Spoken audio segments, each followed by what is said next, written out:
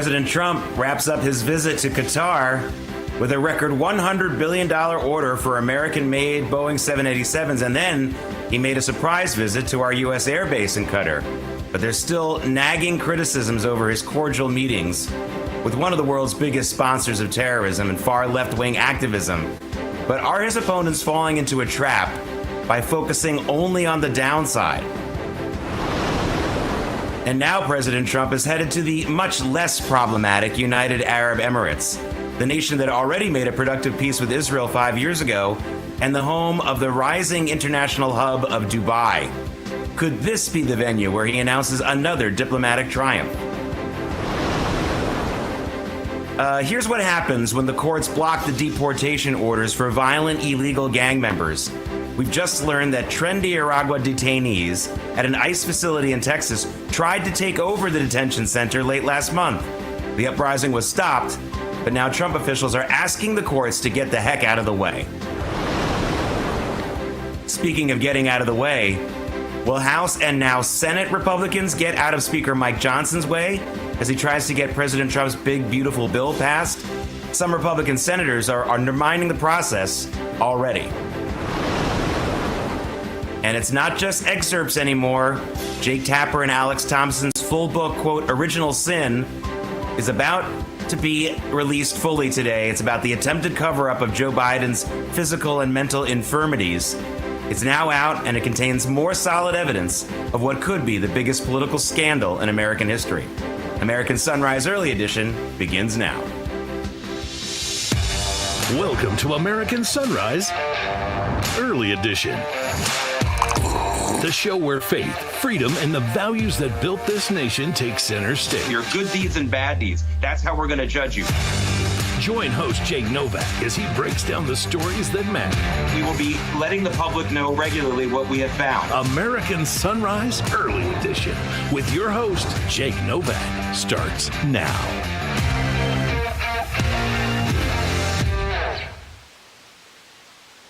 Welcome to a Thursday here on American Sunrise Early Edition. We are all working around the clock here at Real America's Voices. We follow this Middle East trip from President Trump, which has been very, very busy. Made that surprise visit, not a huge surprise, but still a surprise, not on the schedule, to that our Air Force base, our massive Air Force base in Qatar. Just wrapped up his speech there. So we got a lot to talk about. Joining me now, though, is Jarrett Stetman. He's from the Daily Signal. And Jarrett, I want to get your overall impressions of this Middle East trip so far. 2 countries down, 1 to go. But I also want you to know what you think of a headline I think that most of my colleagues in this business have been overlooking a little bit. He made a major new policy position, in my opinion, during this trip when he said that the U.S. will not get into any deal with Iran unless it stops funding foreign proxy terror armies, which between you and me, Jarrett, and the rest of the world is all really Iran does. So basically, I think he's basically saying Iran has to completely change their entire MO as a nation. Even more than the Qatari jet offer, I think this is a bigger story, or at least potentially bigger story. But what are your major impressions of the trip so far? Yeah, I think that's a huge deal, and I think that really underlies a lot of his thinkings about the Middle East. I think there are some who think that, well, Trump is rushing to make a deal with Iran at any cost. I don't think actually that's the case. I think he'd like to make a potential deal with Iran, but only under the best possible circumstances. And the fact is Iran has boxed itself into a corner. It's used its proxies over the last few years, as it has for now decades, to attack its rivals in the Middle East. That's gone south on Iran. Now they're in a corner. Now the United States is in a position to put maximum leverage on them. And we can do that by working with all these other countries in the Middle East. And I think Trump, his statement, I think that the future of the Middle East should be commerce, not chaos, was a good one. I think that's his thinking. Essentially, that we're done with this. We're going to put maximum pressure. Iran will never get a nuclear weapon. And that's the important part of this. Iran has been the driver of the chaos in the region for a long time. Trump wants to put an end to it and bring peace and prosperity. That's an addendum to the Abraham Accords, which he started in his first term as president. Yeah, I think it's an interesting choice of countries and the order with which he's going. Saudi Arabia, which is such an important ally, that's the first stop. He's going to make sure that those relations are solidified. Then he goes to Qatar, which is one of those countries where They've got this terrible background of a record. They've done some good things, but they've done a lot of bad stuff. And I think he goes to them second to kind of show them that, hey, we'll give you more recognition if you go on a better path. And then, of course, now he's going today to the United Arab Emirates, Abu Dhabi, and Dubai. And those places, of course, have been really, that's kind of the future. That's what both Saudi Arabia and Qatar could be, an even better ally to the United States and a solid ally, believe it or not, already after 5 years with Israel. So that's where we are in the Middle East. Jarrett, let's get to domestic policy because, as I said at the top of the show, we had a report. We learned about this only yesterday, that there was an uprising at an ICE detention center in Texas that I think should grease the wheels for deportation. It's going to need a little bit more publicity. So to get to the details of this happened at the end of April. A bunch of trendy Aragua detainees at an ICE facility in Texas barricaded themselves in a section of the detention center, threatened some of the guards. Pretty dangerous situation. And I'm sorry, but the first thing that comes to my mind is if they had just been deported, none of this would have happened. And apparently, Jarrett, they want to be deported. They've asked to be returned to Venezuela. So what's the problem? What are these judges trying to do? Put our ICE people and our federal workers and the people who work in these facilities in physical danger? I mean, is that what they want? I mean, that's what they're doing. That's the practical result of this. I think their own liberal ideology makes them desire to keep these people in the country. I think we've seen this in many cases. That's why I don't trust a lot of the crime statistics even about illegal immigrants, because frankly, there are a lot of activist judges who don't want to see these people deported almost under any circumstances. I mean, Tren de Aragua is a violent gang. It's a terrorist gang. I mean, these people should not have been allowed into the country, period. But now that they are, they present a serious threat to Americans. This aren't just a few bad criminals. These are organized people who conduct human trafficking, who bring in drugs into the country, who do violence, murder, rape. And these are really bad people that should have been gone a long time ago. Unfortunately, we had an entire flood of these people come to the country. I think the American people are behind the deportations of the Trump administration, bad on these judges for trying to halt that process, because I think we're going to see more incidents like this. These people are very organized.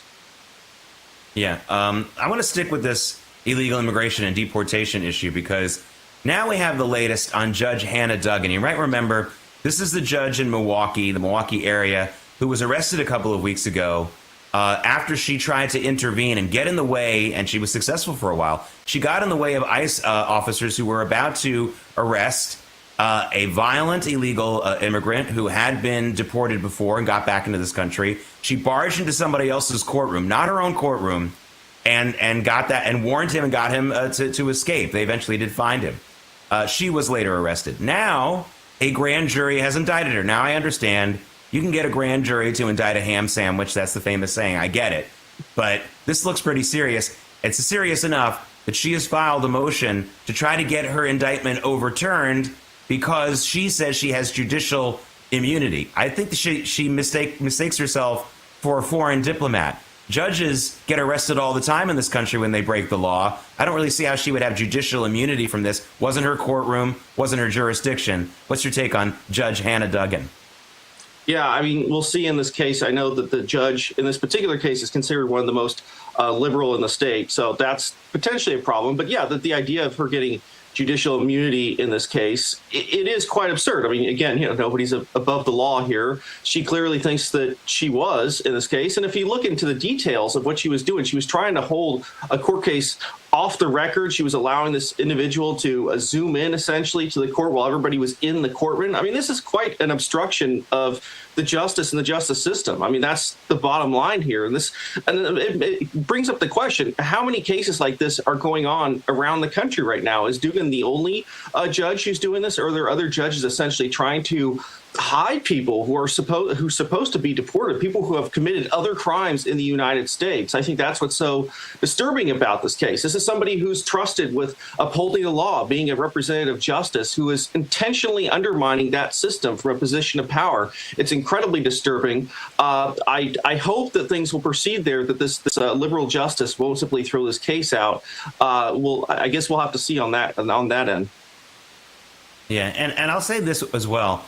This is exactly the danger that the Democrats are dealing with by being just a party that's against Trump.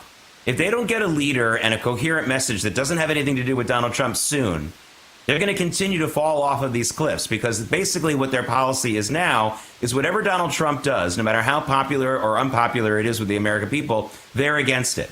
So tomorrow we have a headline that Donald Trump likes breathing oxygen. They're going to try to outlaw oxygen. I mean, this is like this the thing you used to say to kids: "Will you jump off the Empire State Building if your friends do it too?" This is absolutely insane. The support for deporting illegal aliens who commit additional crimes in this country is overwhelming, and a lot of the polls aren't even counting it right, but they all count it very clearly in favor of this. And this, to me, is it's true insanity. They've got to get a leader, and they've got to get a message that has nothing to do with Donald Trump, because I got news for them. He's not running again in 2028. They better find something else to stand for other than we don't like this guy. All right, finally, Jarrett, I can't move on without acknowledging what I consider to be the elephant in the room, the elephant in your city there in Washington, D.C. That book by Jake Tapper and Alex Thompson, which we've been seeing excerpts from, is now out. It's called Original Sin.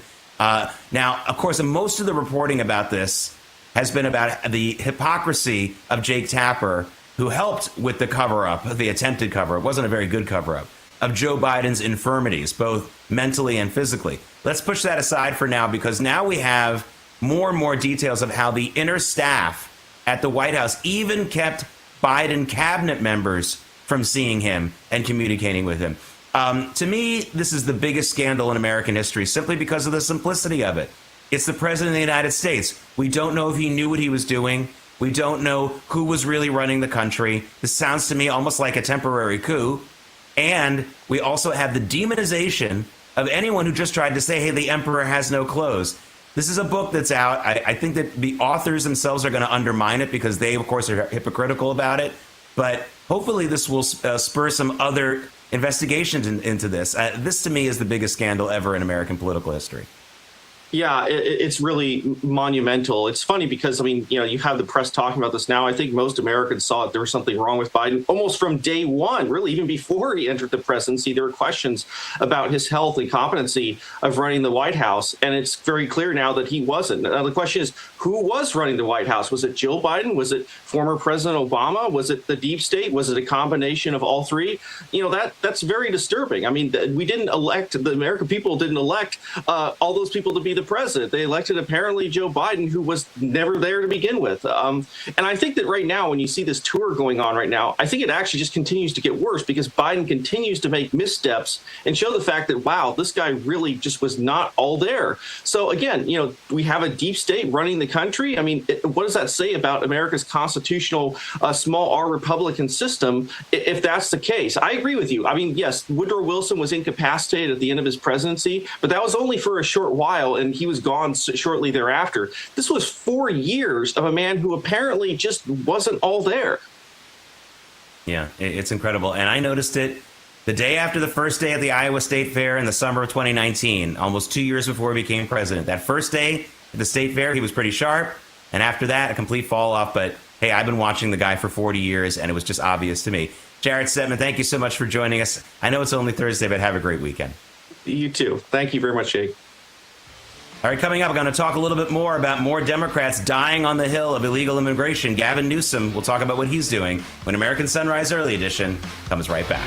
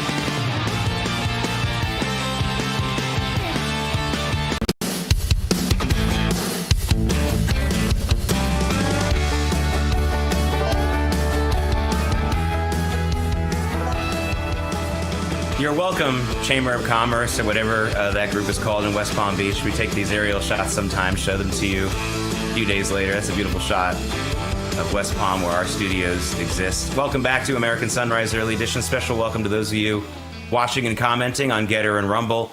I have a question. Is there any governor in America who's more duplicitous than Gavin Newsom of California?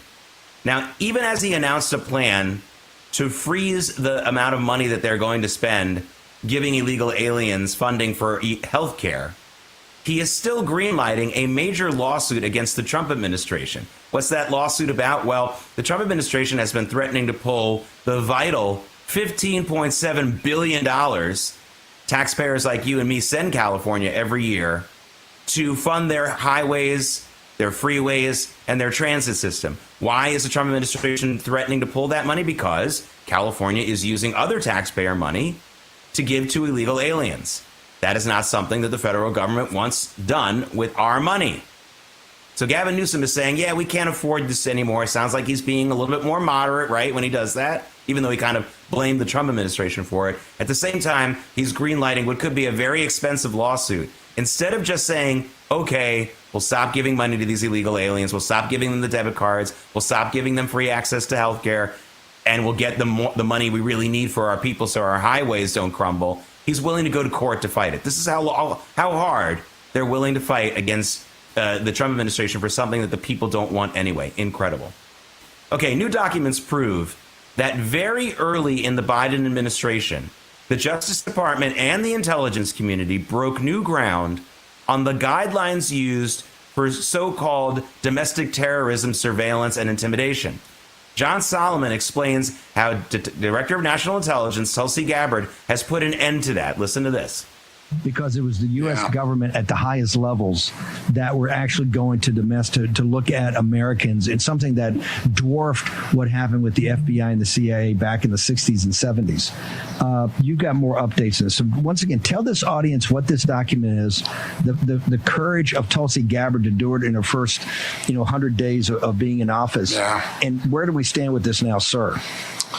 Well, the good news is in the statement last night, Tulsi Gabbard made clear that this is no longer an operating document, meaning that no federal law enforcement official shall rely on this 2021 memo written by the Biden White House and its National Security Council, changing the standards for how people would be investigated for domestic terrorism. And let's just remind people what the standard's been for decades. Since those abuses in the 60s and 70s, the FBI has always had a thing called a predicate. A predicate requires you, if you're going to open up an investigation, to have a reasonable factual basis that a crime has occurred.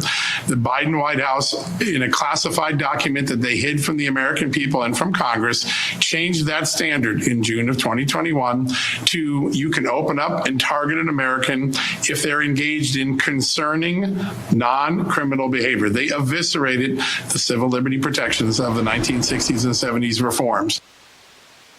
Of course, on that clip, that was John Solomon appearing on the Steve Bannon War Room show. Now, the War Room airs every Monday through Friday here on Real America's Voice at 10 a.m. Eastern Time. Of course, it has some replays later in the evening and also on the weekend. Check your listings for that. But John Solomon's own show, Just the News, also airs here on RAV every Monday through Friday at 6 p.m. Eastern. So that's the schedule for those two superstars. Okay, tax day may have passed, but for millions of Americans, the real trouble is just beginning. If you missed the April 15th deadline or still owe back taxes, the IRS is ramping up enforcement. Every day you wait only makes things worse. With over 5,000 new tax liens filed daily and tools like property seizures, bank levies, and wage garnishments, the IRS is applying pressure at levels we haven't seen in years. Increased administrative scrutiny means collections are moving fast. The good news? There's still time for Tax Network USA to help. Self-employed or a business owner, even if your books are a mess, they've got it covered. Tax Network USA specializes in cleaning up financial chaos and getting you back on track fast. Even after the deadline, it's not too late to regain control. Your consultation is completely free, and acting now could stop penalties, threatening letters, and surprise levies before they escalate. Call 1-800-905-8000 or visit tnusa.com/RAV. You may have missed April 15th, but you haven't run out of options. Let Tax Network USA help before the IRS makes the next move. Coming out, it turns out the murder of CEO Brian Thompson was just the beginning of the nightmare for United Health. I'll have the details on that and how those problems are hitting the stock market overall when American Sunrise Early Edition comes right back.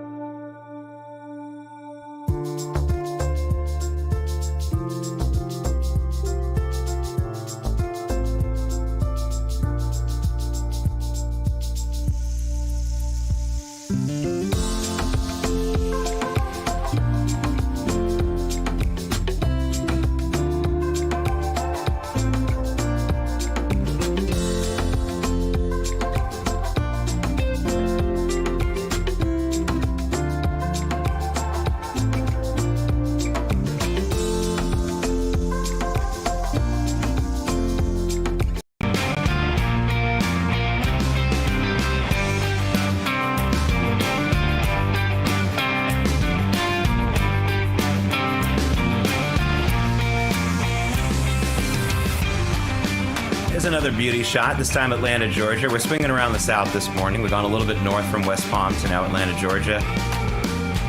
Again, we will take any payment from the chambers of commerce from any of these cities where we're showing these beautiful beauty shots.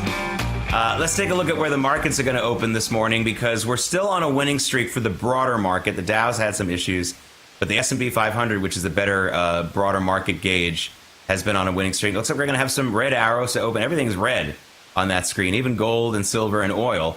A couple of explanations for that. Crude oil is down because President Trump's been talking more about the possibility of a deal with Iran, which would bring some Iranian oil back into the global market at least.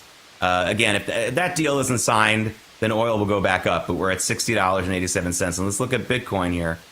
Bitcoin is still holding above the 100,000 level, so you're in good shape if you bought Bitcoin somewhat recently. I want to talk about the way that folks with skin in the game have been responding to this Middle East tour. Now, one of the things that I hope to do for you on this program, American Sunrise Early Edition, is show you every once in a while how the markets are reacting to the big news of the day, because sometimes that's how you can tell if something is real or not. So what we've been seeing a couple of big winners. I want to talk about two big winners here in America based on the news in the Middle East. So first, you might think that the biggest winner is Boeing, right? Because yesterday, President Trump announced in Qatar that Qatar is going to be buying about $100 billion worth of Boeing jets. This is the biggest order from one country to Boeing ever in history. And Boeing is definitely up. It rose a couple of percentage points yesterday. It's up again right now a little bit. Not so much in the pre-market, but it's up the last couple of days.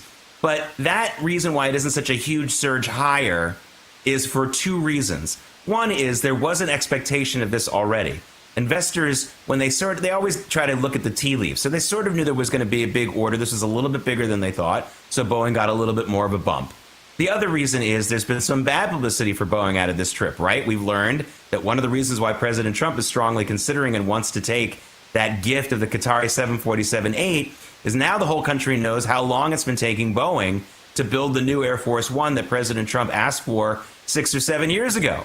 So not all great news for Boeing. Now I want to go to an even bigger winner on this whole story from this trip, and that is a company called NVIDIA. Any of you who invest in the stock market, you know what this company is. It's a computer chip company that has become the winner in the race for AI, artificial intelligence. They make the chips that companies developing AI want the most. And NVIDIA, we learned during President Trump's stop in Saudi Arabia, is going to be sending 18,000 of these AI chips to Saudi Arabia. This is something the U.S. government kind of has to bless. So that was a great deal and great news for NVIDIA. And don't forget, it was NVIDIA just as much as the tariffs, and maybe even more so, when they started to sell off, because they've been a darling stock of the markets for years now. When they started to sell off at the beginning of this year, that was when the stock market started to take a turn for to the downside. So it wasn't just the tariff announcement. And NVIDIA is almost back to where it was before it started to turn down because of some of this news. It's still lower overall for the year, but just barely. So this has been great news for NVIDIA. So when you watch these political stories, one of the things you need to find out for yourself is, what are the people with money doing in response to these stories? Should I be worried? Should I not be worried? Find out what the people with skin in the game are doing, and then you can find out. And basically, you've got a number of companies that are really cheering this Middle East trip. And that is what I like to look at and try to let you know about. All right. Here's some bad news, however. Let's talk about the awful 5 months it's been for United Health Group. That's that big insurance giant and its investors. As you know, in December on the sidewalks of New York, their then CEO, Brian Thompson, was murdered. Luigi Mangione hasn't pleaded guilty to this crime, but he's certainly not completely denying it either. He's caught on camera. I guess they're going to try to plead not guilty by means of insanity or something like that. We'll get to that trial when it begins. It's going to be a few months, I think, before that starts anyway. But when he was shot dead, at that point, United Healthcare was at a 52-week high. They were trading somewhere above $600 a share. After this assassination and the bad publicity that people put on United Healthcare in a profane, I think, excuse for this murder, United Health shares started to fall. Now we just learned this week that the CEO who replaced Brian Thompson, a man named Andrew Whitty, he's quitting too. United Healthcare shares now are trading well below $300 a share. Again, in December of last year, just a few months ago, they were in the $600 range. That's how bad it's been for this company. It's not just the CEO drama and the murder. It's also because United Healthcare has had to admit that its medical expenditures are higher than expected. And at the same time, some of its competitors are not saying the same thing. So they are a bad standout among the health insurance group. So their CEO is assassinated, and things really, really start to go south after that as well. It is an interesting story. Healthcare insurance stocks don't usually move that much. You've had a huge haircut for United Healthcare in just a few months, more than a 50% drop from where it was just in the middle of December. All right, ladies and gentlemen, let's start your engines.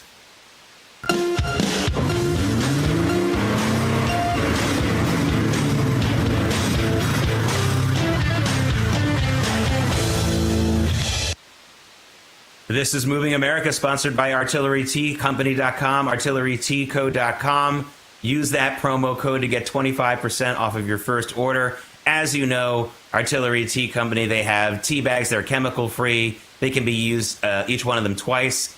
Artillery Tea Company, by the way, is family and veteran-owned and operated. And a portion of your purchase goes to help veteran and first responder charities. ArtilleryTCo.com, promo code America's Tea. That's the promo code, America's Tea, for 25% off your first order. Oh, I just love starting this Moving America segment every day with more news about an America First move by a company. Today's potential winner is Nissan, which is now openly considering moving the Nissan Sentra production from Mexico to the United States. Yes, this is about tariffs. Making those cars in Mexico was the way that Nissan and some other companies, frankly, were getting around the fact that there was a very popular car in America like the Nissan Sentra, but they didn't want to build it in the United States because of union and other regulation costs. So they did it in Mexico for all these years. Now, because of the tariffs, it isn't a savings anymore, and they're going to really seriously bring it to, they're thinking about bringing it to their underused plant so far in Canton, Mississippi. Now, right now, the Nissan Sentra basically sells for $23,000. That's the base price. It's a low-cost car in today's world, and so they want to bring it to the United States. Canton, Mississippi would be where they would bring it. Okay. We've been hearing about a major breakthrough in car battery technology for several weeks, but we haven't really gotten much in the way of details. We're getting a little bit more now. GM is now telling us that its new lithium manganese-rich LMR prismatic battery cells, that's what they call them, will make electric cars and trucks lighter and cheaper and allow them to have a longer range. Now, when I say cheaper, it's pretty significant. The estimated savings that they're saying for electric trucks, at least, will be $6,000 per truck. Maybe more, maybe a little bit less for cars. The new batteries use more easily found, less expensive minerals like manganese instead of larger amounts of cobalt and nickel that are currently used in EV batteries. The target time to get these batteries in vehicles is before 2030, so we've got a few years at least, but this could be the breakthrough. So we're learning a little bit more. We still need to know more about these batteries because Ford is promising this too. I'd like to know a little bit more about them, but again, at least GM gave us the name and gave us some hard numbers. Another major car maker is really reconsidering right now just how much it wants to invest in electric vehicles. This time it's Subaru.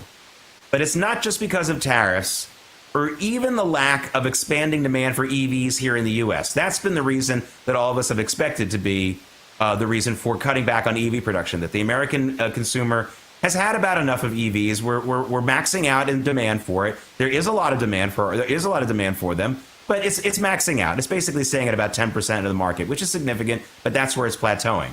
The reason why Subaru is thinking about cutting back on its electric vehicles is because China is beating the pants off of them in Asia, not here in the United States. Those super cheap Chinese EVs, they're capturing more and more of the market, and that's enough to get everyone else to regroup. Okay, don't say I didn't warn you. Here's a look at the new Dodge Durangos the California Highway Patrol, CHIPS, and the Missouri State Police are going to be using to catch speeders. Now, these Durangos use a lot of stealth technology. First of all, they don't look like cop cars, do they? They also have something like hidden headlights, apparently, that adds to their visibility, but not yours. And again, they have those paint jobs that don't look like cop cars. In total, 100 of these new Dodge Durango SMPVs will be introduced all across California alone. Don't say I didn't warn you. Do not speed in California. That's all I can tell you. Okay, while President Trump is working on making peace a reality in the Middle East, jihadists here in the homeland are still sadly at work. Coming up, I'll have the latest on a very disturbing plot, an even more disturbing suspect. And speaking of President Trump, are all the journalists and analysts focusing on the most important issues coming out of his Middle East trip? I don't think so. I think everyone is missing a major headline, and I'll share it with you when American Sunrise Early Edition continues.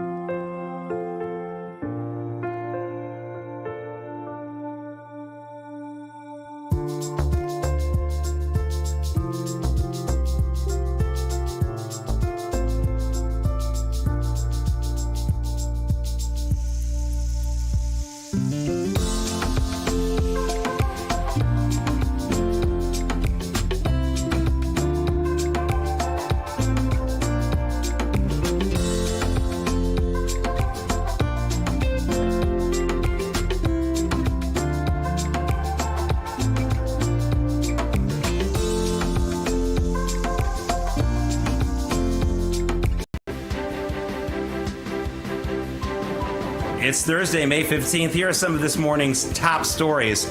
President Trump wraps up his visit to Qatar with a record $100 billion order for American-made Boeing 787s. But there's still also nagging criticisms over his cordial meetings with one of the world's biggest sponsors of terrorism and far left-wing activism. But are his opponents falling into a trap by focusing on the downside? Here's what happens when the courts block the deportation of orders for violent illegal alien gang members to get out of this country. We've just learned that trendy Aragua detainees at an ICE facility in Texas tried to take over that center late last month. The uprising was stopped, no one was killed, but now Trump officials are understandably asking the courts to get the heck out of the way. Remember the judge who barged into another courtroom to warn and protect a violent illegal alien from an imminent ICE arrest? Well, now she's been indicted for that crime, but she's claiming judicial immunity. Nice try.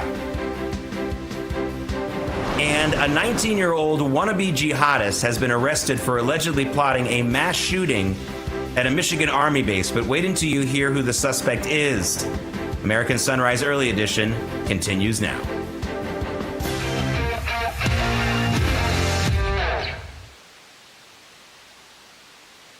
Welcome back to American Sunrise Early Edition. It is Thursday. I'm Jake Novak. Thank you so much for joining us. Thank you so much for watching and commenting on Getter and Rumble. It's been a very, very busy Middle East trip for President Trump. Lots of news on the political landscape, on the economic landscape, on the ethical landscape. We've got a lot to cover, but I want to get some discussion about some other issues as well. But first, we will start with this Middle East trip. My guest now is Rabbi Yaakov Menken. He is the executive vice president of the Coalition for Jewish Values. And Rabbi Menken, as we talk about this trip, obviously there's a lot to concern America First Christians and Jews in this country who are very concerned about everything going on in the Middle East, obviously from Israel's standpoint. But this was, of course, let's be honest, this was a visit by President Trump to our Arab allies, or at least potential allies in a country like Qatar, but definitely Saudi Arabia and the United Arab Emirates are very, very strong Arab allies. And I just wanted to ask you the same question I asked at the top of the show.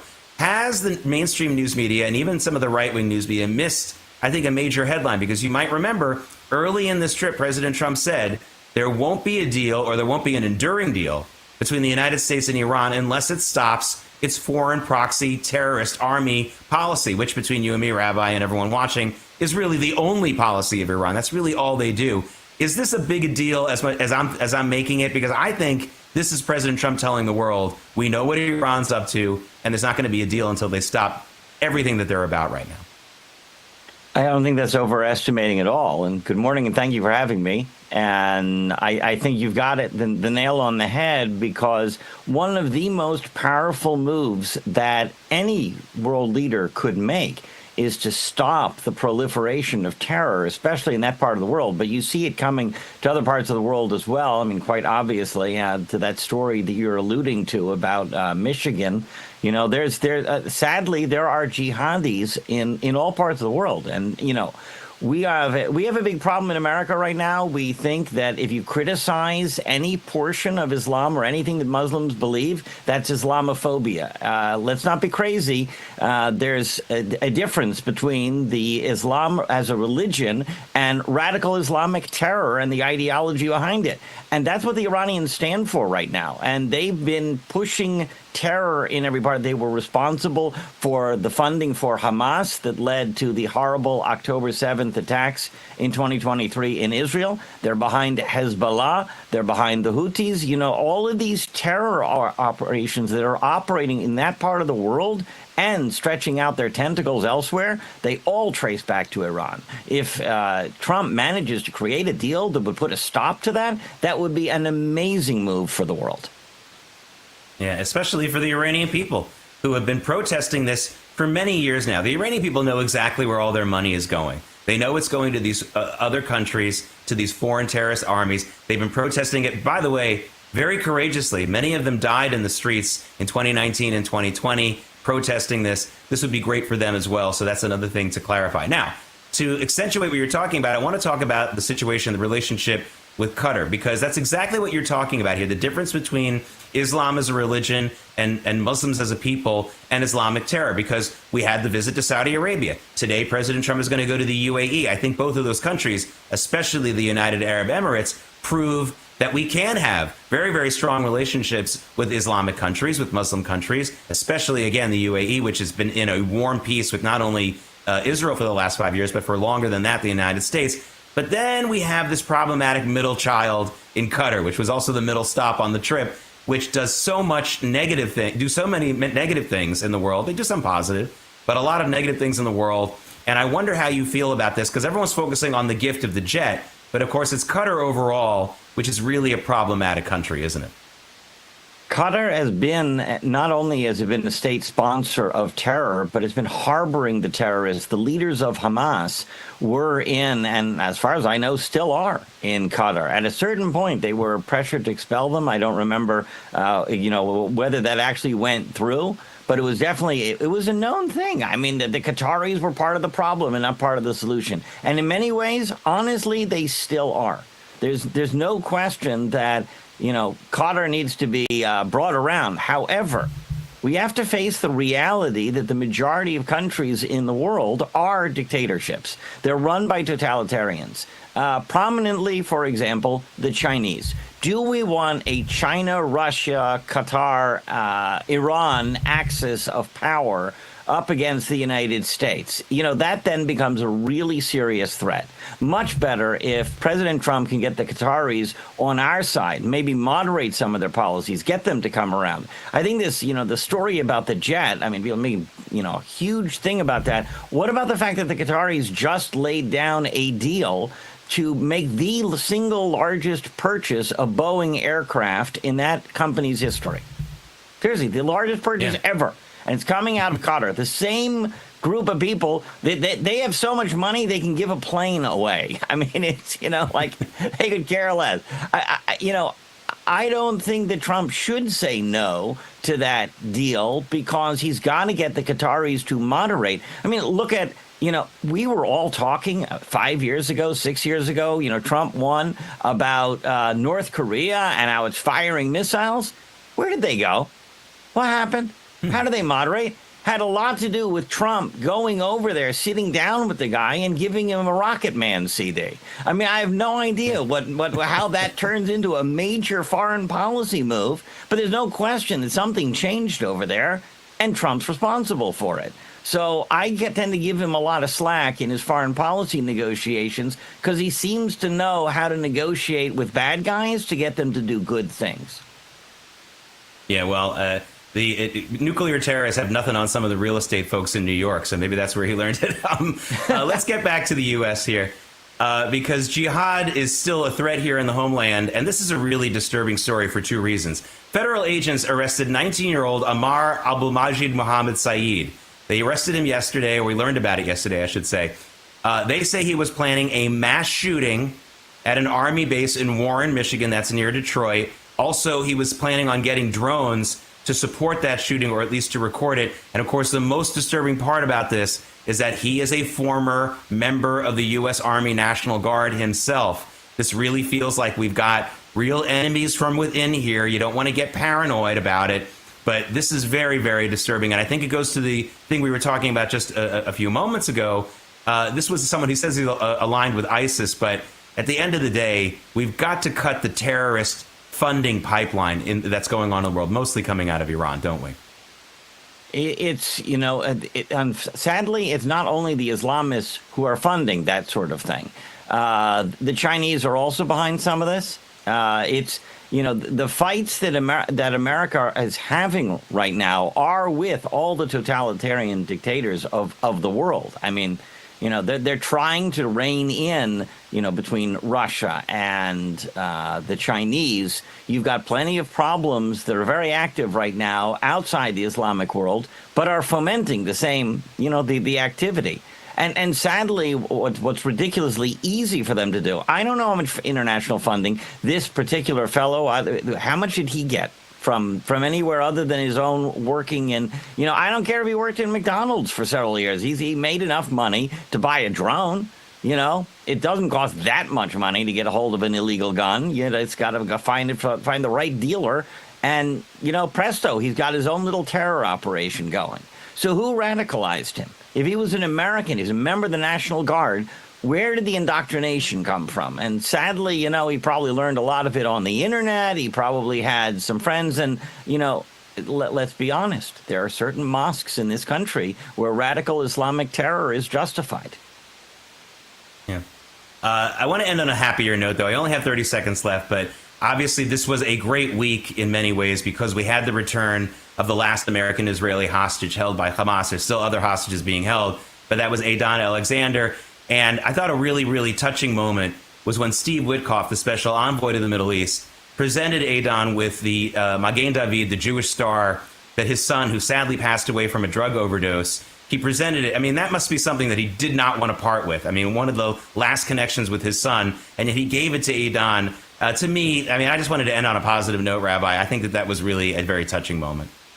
I think it's about celebrating life. It's the very Jewish thing. The Jewish people will not be defeated. The Magen David represents that. And, here was a Jew who did not get killed thanks to Steve Witkoff's efforts. And I think he's just, feeling that personal connection. He's going to feel that connection with Adon Alexander for the rest of his life. Yeah, it was a beautiful thing. Rabbi Yaakov Menken, thank you so much for joining us. We'll speak to you again soon. I'll give you an early, happy, good weekend. Thank you so much. Thank you so much. Same to you. All right, we'll be right back in just a moment. We're going to talk about, again, Democrats dying on that hill to protect violent illegal immigrants. T. Bates is going to join me. We'll be right back.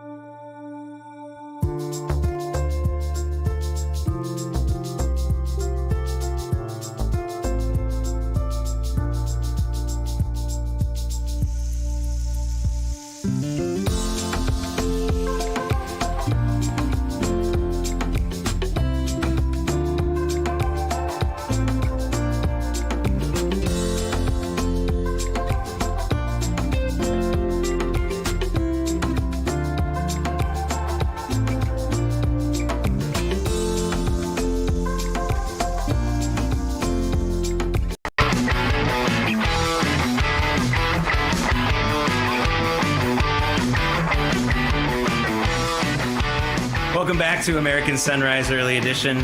This is Los Angeles, is that right, Control? I guess it's the Port of Los Angeles. The Port of Los Angeles. Whenever I see the Port of Los Angeles, you know what I start thinking about?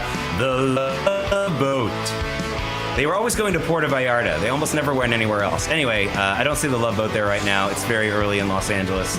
But that I just dated myself. If you are a Gen Xer, you know exactly what I'm talking about. All right, welcome back to American Sunrise Early Edition. Joining me now is T. Bates, Terrance Bates, and I had to go to Colorado for this because I need to get out to the western part of the United States to find out what the heck's going on there. Now, this isn't happening in Colorado, but it probably will soon, unfortunately. I'm giving him a good or bad idea. The state of Washington State, Terrance, just passed a law, and the governor there signed it into law that gives elected officials the right to conduct, quote, health checks, health inspections at ICE detention centers. Look, we can talk about whether this is legal or not. We can talk about whether there's going to be another fight outside one of these detention centers like we had in Newark last week. But what I want to talk about with you, Terrance, is what I think is really the big story politically in this country from a cultural standpoint and from a philosophical standpoint. Terrance, if the Democrats don't get a policy other than we just don't like what Donald Trump does, and no matter how popular it is, we're going to push against it, like deporting illegal aliens who've committed other crimes, they're in big trouble. I mean, nobody in America with any real numbers is in favor of keeping violent illegal aliens in this country. What are the Democrats doing here?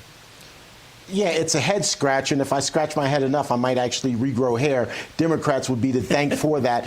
So this law out of Washington State specifically says private detention centers, but that also includes the state's major ICE facility, which, of course, is raising lots of concerns in that state and even outside of the state, because there are many critics who believe that that ICE facility is really the target of the legislation, and they just broadened it not to seem as extreme, if you will. But I think you have a great point and make a great point. Democrats are focusing so heavily on trying to support and protect illegal immigrants, even though it is a losing issue, and it's an issue that the majority of Americans say needs to be addressed in the opposite way. In other words, getting some of these illegals out of the country and making sure that our country is safer. And it's just a losing issue for Democrats. But again, it also goes to show how out of touch the Democratic Party is right now with mainstream America. They're addressing issues that most mainstream Americans don't really care about, or they're addressing them in a way that is opposite of how mainstream America feels. All right, Terrance, it's time for another appearance of my alter ego, Jake Novak, unemployable political consultant, and I'm unemployable because I give good advice. I'm convinced that only political consultants who give bad advice make money in this country, because I'm telling you right now, if there's a Democrat listening to me or a moderate listening to me, if a Democrat came out today and said, I will now be visiting public housing projects in America that need more money and more support or more protection, more police protection. I will now be visiting veteran centers. I will now be visiting VA centers. While my colleagues are going to ICE places and going over to El Salvador, I'm going to be going to these places, and I promise you that man or woman will have a very, very high rating in the polls the very next day. I don't know why they're not doing this, again, probably because they employ political consultants who give them bad advice. But there you go. I just gave any Democrat out there that wants to take my advice $1 billion worth of political advice right there. I think that would be a huge photo op, and we would cover it, and I think even some of the mainstream media would cover it if they did that. Jake, I think you make a great point, but I think what we're seeing from the Democrat Party is the fact that the party, even from the very top, the Democratic National Committee, is simply in disarray. It's an organization that's in disarray. It doesn't really have a platform, not a strong one, not a cohesive one, and it doesn't have strong leadership right now. We're seeing that in terms of the upheaval. There's going to be a vote coming up to try to unseat one of the brand new leaders of the committee. So it's just a party that is in disarray, and I'm not so sure they're going to be able to get it together by 2028. Yeah, listen, the Republicans, as we're seeing on Capitol Hill right now, have plenty of problems of their own. But the Democrats, I got news for you. Donald Trump is not running in 2028. If the only thing you have is we don't like Trump, and if he says 2 + 2 is 4, we're going to say 5, you're going to have more than just losses. You're going to have a complete collapse of your party. All right, what isn't collapsing is the next 2 hours on Real America's Voice, American Sunrise, the big show coming up. David, Brody, and Gina, Dr. G are in D.C. Terrance from Colorado. They didn't invite you to D.C., but I invited you on this program. Stay with us. Yeah, I know. We got to do something about that. All right. I'm Jake Novak. I'll be back tomorrow for a Friday. Thank you so much for joining me.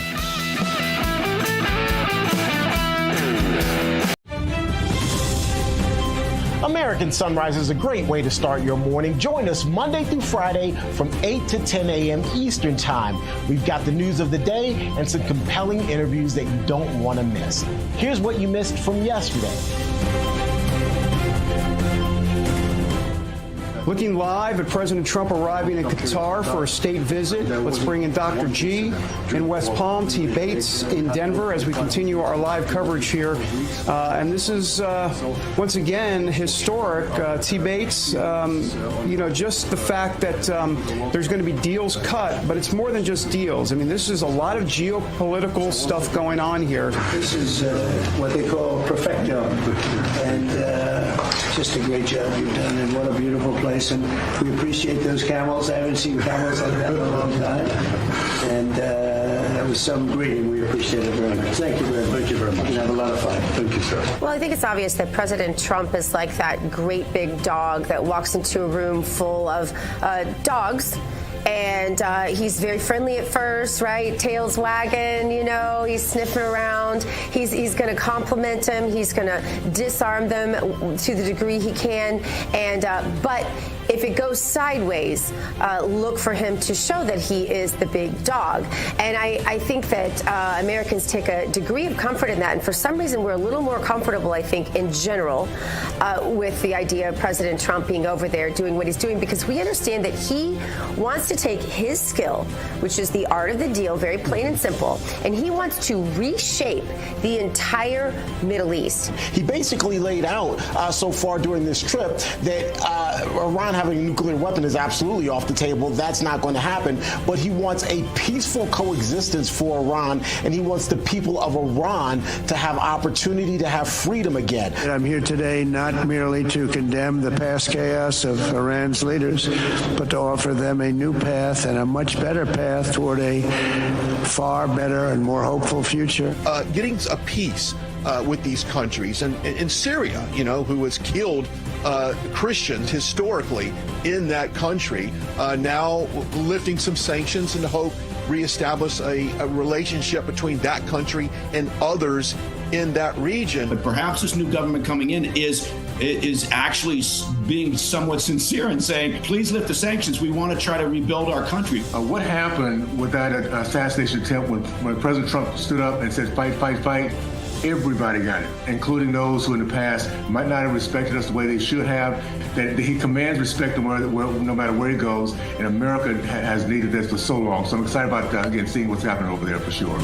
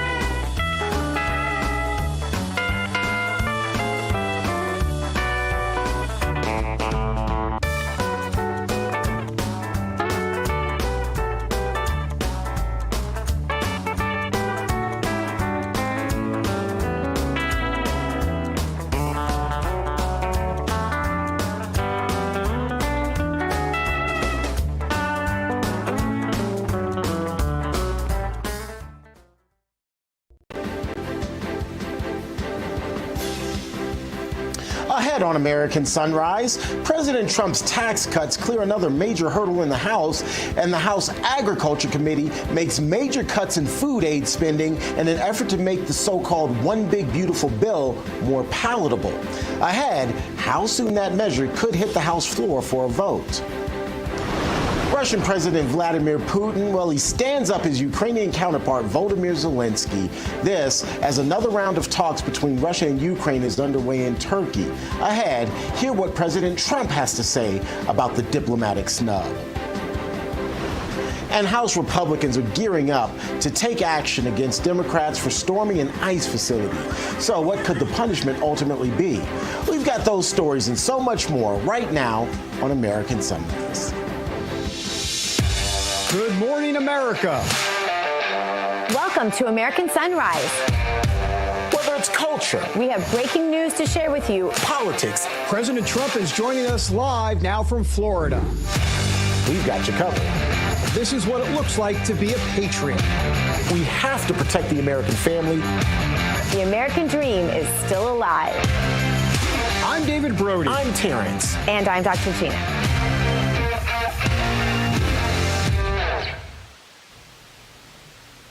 Good Thursday morning to you, and thanks so much for being here with us for American Sunrise. I'm Terrance Bates in our Denver studio. Let's go to Washington, D.C., where both Dr. Gina and David are this morning. Ladies and gentlemen, good morning. I feel a lot like Volodymyr Zelensky. I'm all by myself being stood up here. I'm almost like him, but I think feeling a little bit better. Dr. G, why are you there in D.C.? Good morning. Yeah, why are you here? Why am I here? Where have I heard that before? Terrance, I'll tell you what, first of all, we miss you. You should be right here between us. Right It'd here. be a little tight, but yeah. We have a little Terrance doll back here. We're pretending. I am here for the Maha Institute Round Table. We had a big event last night with the C4, all of RFK's people, and RFK Jr., of course, our Secretary of HHS. He was there. All of the main players are there. And basically what we're doing is putting heads together and figuring out how this is going to go. There are people there. I was just telling David, the cure for cancer, and I'm not joking and I'm not exaggerating. It's out there, and it may or may not have much to do with drugs from big pharma, right? In some cases, cancers are all different, right? But the causes, the treatments, the preventatives, all of those things are being discussed. One person there I met with an amazing treatment that they're having incredible results with Parkinson's. Another one working with suicide with veterans. I'm telling you, Terrance, these next 2 years, in terms of what Maha is going to do, are going to change the world and our health forever. Point, end, full stop. Yeah, it's exciting. Looking forward to it. We'll be talking about that and Maha throughout the morning. David, as I alluded there off the top, I feel like Zelensky all by myself. President Zelensky by himself, he was stood up by Vladimir Putin today as they were supposed to get those talks underway in Turkey about a ceasefire. Your take on all of this? Are you surprised? Not at all. I mean, I've been saying for a long time, guys, I don't trust Putin as far as I can throw him, and here he is again today. Now, to be fair, he never said he was going to show up. He just said that there were going to be negotiations. He never promised that. But I feel like you're in the role of Putin in a way. Now, don't take that the wrong way, T-Base, but we're sitting here at the table, and you're not here. So you are like Putin. Where are you? Where are you, T? Now, exactly. All by myself. Okay, I won't sing anymore. Dr. Gina, would you give us our Bible verse, please? I would. Speaking of singing, remember the song Happiest Girl in the Whole USA? Oh, yes. Yeah, I listened to that this morning on my way here. My mom and I used to sing that to each other in the morning. Wow. James 4:7. Therefore, it says, submit to God, resist the devil, and he will flee from you. Those are big promises. Resist the devil, and he will flee from you. My mom always said, there's always a window. I'm like, said I should jump out, Mom? But no, she meant it. You can always, that's scripture that says you can always flee temptation. You can always resist the devil. It's just getting that Holy Spirit in you to do it, looking to Jesus and calling on the angels. All right. Key House committees advanced President Trump's tax cuts as part of the budget reconciliation deal. The Energy and Commerce Committee debated for more than 25 hours, but advanced its portion of the reconciliation package. They were asked to find $880 billion in cuts. That is just music to my ear, David Yeah, Brody. I know it is. Which has been centered around Medicaid. They unveiled work requirements for able-bodied adults with no children. Hello. Cuts on federal funding, among other things. How beautiful is this? Big and beautiful. The Agriculture Committee also advanced its portion and had cuts to food stamps. The House Ways and Means Committee got that done along party lines after Democrats tried to stop it. Once everything, you guys, clears the House, then, of course, it goes on over to the slow and deliberative, pearl-clutching Senate, where more changes are expected and will surely be made. Basically, what the Senate does is waters things down. 100%. 100%. But for more, let's bring in North Carolina Congressman and Pastor Mark Harris. Congressman, where does everything stand right now? This stuff is music to my ears. The Democrats are going to cry and scream and find one anecdotal example out there. You know how they do. Going to find one example out there and say, oh, this poor single mom, her benefits were cut. Never mind that she was buying food stamps, buying Cheetos with food stamps, right? Instead of buying healthy stuff. These are good steps. These all need to happen and stay in the Senate bill, but will they? Well, that's a great question, Gina, and thank you. It's always a privilege to be with you guys. And by the way, that's a perfect verse that as a newcomer to Washington, we've had to resist the devil every day up here, it seems, with everything that we deal with in Congress. So thank you for that verse for the day. But listen, you're exactly right. We're still in the process. I was in Agriculture Committee over the last 2 days. We started on Tuesday night. We finished last night about 11 o'clock and got our part of the bill through. It's still in the process that it's headed through. Budget Committee hopefully will have it tomorrow and then next week, which is the week before Memorial Day, just as the schedule was set up. Hopefully we're going to be able to move this bill on the floor of the House and get it over to the Senate where they'll begin to deal with it. There's a lot of good provisions in here. There's a lot of things in there, quite frankly, that I would love to see more savings, more spending cuts. Some of the concerns with Medicaid that I have are not in the cuts. It's in the fact that we really haven't gone as far as we need to go. I mean, even these work requirements, which I agree are desperately needed, but they don't kick in the current text until 2029. So that's 4 years away. So I think that there's still some tweaking that's going to take place. There's still some things can I just that stop can you and happen. ask you why? Well, maybe you can't hear me. I was just going to say, why are they not going in? Yeah, go ahead. Yeah, I'm not on Energy and Commerce Committee, so I was not privy to be in on that discussion and debate. I was in Agriculture, obviously, while they were going through their long markup, and we were going through our long markup. So, again, I tell people all the time, watch over the next several days, because I think that's going to be important, what this bill is going to actually look like by the time we get it to the floor next week to be voted on. And I'm anxious to read all the details myself, to know what is in this bill that we're going to be actually voting on. I think sometimes there's a delay because they want to give states time to get their things in order. I know, for instance, what we're doing with SNAP, the supplemental nutrition aspect in agriculture, we're giving states a couple of years because we're affecting moving into a shared relationship, a program that the federal government's been paying 100% of and the states have been administering it. Now we're going to have some accountability where the states are going to actually have some skin in the game, and if their error rates are out of whack, they're going to pay a higher percentage of the share. If they get their error rates lower, then it's only going to be probably about 5%. The federal government will still pay 95%. So those are all things that are in the works. That's the only reason for the delay I can imagine. But again, we got to be careful with the Medicaid adjustment because we're not really dealing with the big issue, which was the Medicaid expansion throughout all the states, to where at this point, we're paying more for what I call the basement bum, the 30-year-old living in their mom and dad's basement than we are for the single women, or for the pregnant women, for children, for those with disabilities, those that really needed it. My concern is we've got to make Medicaid reforms so that it can be sustainable. It was a good program when it was started, what it was meant for. And again, just like so many things in Washington, it's a monster that just feeds off the money and gets totally out of control. And it's not sustainable as it is. That's the reason we've got to have the adjustments, because we've got to get it to where it is sustainable. Pastor, let me ask you a little bit about what's going on overseas with President Trump. We have seen basically him take the Make America Great Again agenda overseas to Saudi Arabia and Qatar. I mean, he's literally on stage coming out to God Bless the USA by Lee Greenwood in Saudi Arabia. We saw this morning he was out speaking to troops in Qatar, actually, in Qatar.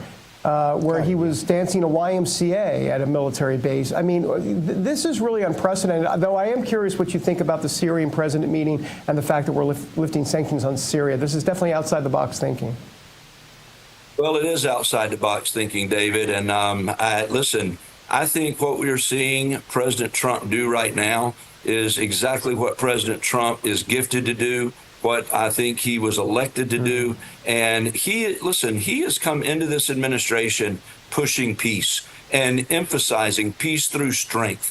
And I think that he is taking the strength of the United States and he is using that to speak to these world leaders and to emphasize the importance of peace in that region. There's no greater area in the world that is a powder keg than the Middle East. And I think what he is seeking to do is to build these relationships with these individuals so that he can bring peace. You're even having some of the leaders of Iran. I read a report just this morning, some of the folks closest to the leader there saying that, look, we're willing to talk. We're willing to perhaps do away with our entire nuclear program. Well, that was one of the goals all along. Iran cannot have a nuclear weapon, period. And this president's made that clear, and he is the negotiator in chief at all levels. And I think that what we're seeing, hopefully, is peace through strength. And even sitting down with the Syrian leader and being able to perhaps build a relationship there so that we can see peace in this region. America has wanted and we're hungry for a leader that was respected around the world. And I think that's what we're seeing right now.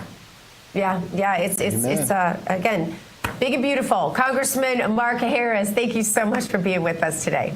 Thank you. It's always a pleasure to be with you guys. Coming up, we check out the hottest headlines from the RAV newsroom with T. Bates. And later, we are here on American Sunrise, and we've been reporting to you on the new claims of Joe Biden's mental decline. Why now? But the legacy media has totally ignored it until now. Yeah. So we're going to explain all of this just ahead. We'll be right back.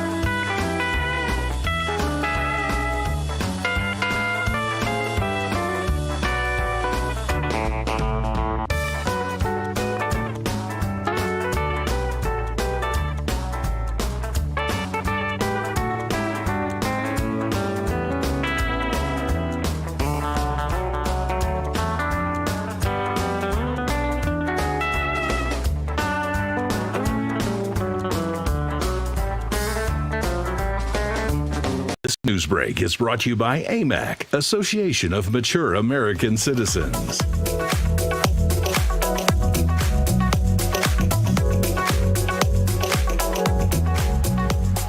That is Capitol Hill. We are in Washington, D.C. Gina and I, just about 5-10 minutes from the Capitol. Welcome back, everybody, to American Sunrise. I'm David Brody. All right, coming up, Joe Biden. Yes, we have to talk about him again. I want to apologize and do a disclaimer that it wasn't our fault. Actually, it's totally our fault. Why are we putting this in the show? There's a reason. Because the media wants to cover up Joe Biden, and they're doing it by trying to figure out this way of, like, basically having this book come out and say, oh, it's all right, everything's fine with Joe Biden. No, hold on. We've got to discuss all of this, and Jake Tapper is a big culprit in all of it. First, though, T. Bates standing by with Brian Glenn at the White House. It's all sponsored by AMAC. The Association of Mature American Citizens is the conservative voice for Americans 50 and older. AMAC is fighting for the values that you hold dear. Join today. Together, we can write the course of America. Department of Homeland Security Secretary Kristi Noem's heated exchange with New York Congressman Dan Goldman is still making headlines this morning. In case you happen to miss it, here was their face-off on Capitol Hill Wednesday. If your continued advocacy for him were to... I'm not advocating for him. I'm advocating for a court order, Madam Secretary. The court order says that you must take steps to follow the court order. You are here under oath. What steps have you taken to return Mr. Abrego Garcia pursuant to this court order? It's got to be extremely discouraging to be one of your constituents. To see you fight for a terrorist like this and not fight for them is extremely alarming to me. I'm fighting for due process, and that's under the Constitution. Gentleman's and you time should has fight expired. Due process. The gentleman's time has expired. I now That was good TV. For more, let's bring in RAV Chief White House Correspondent Brian Glenn. Brian, what was your reaction to all of this? I know you were watching it just like I was.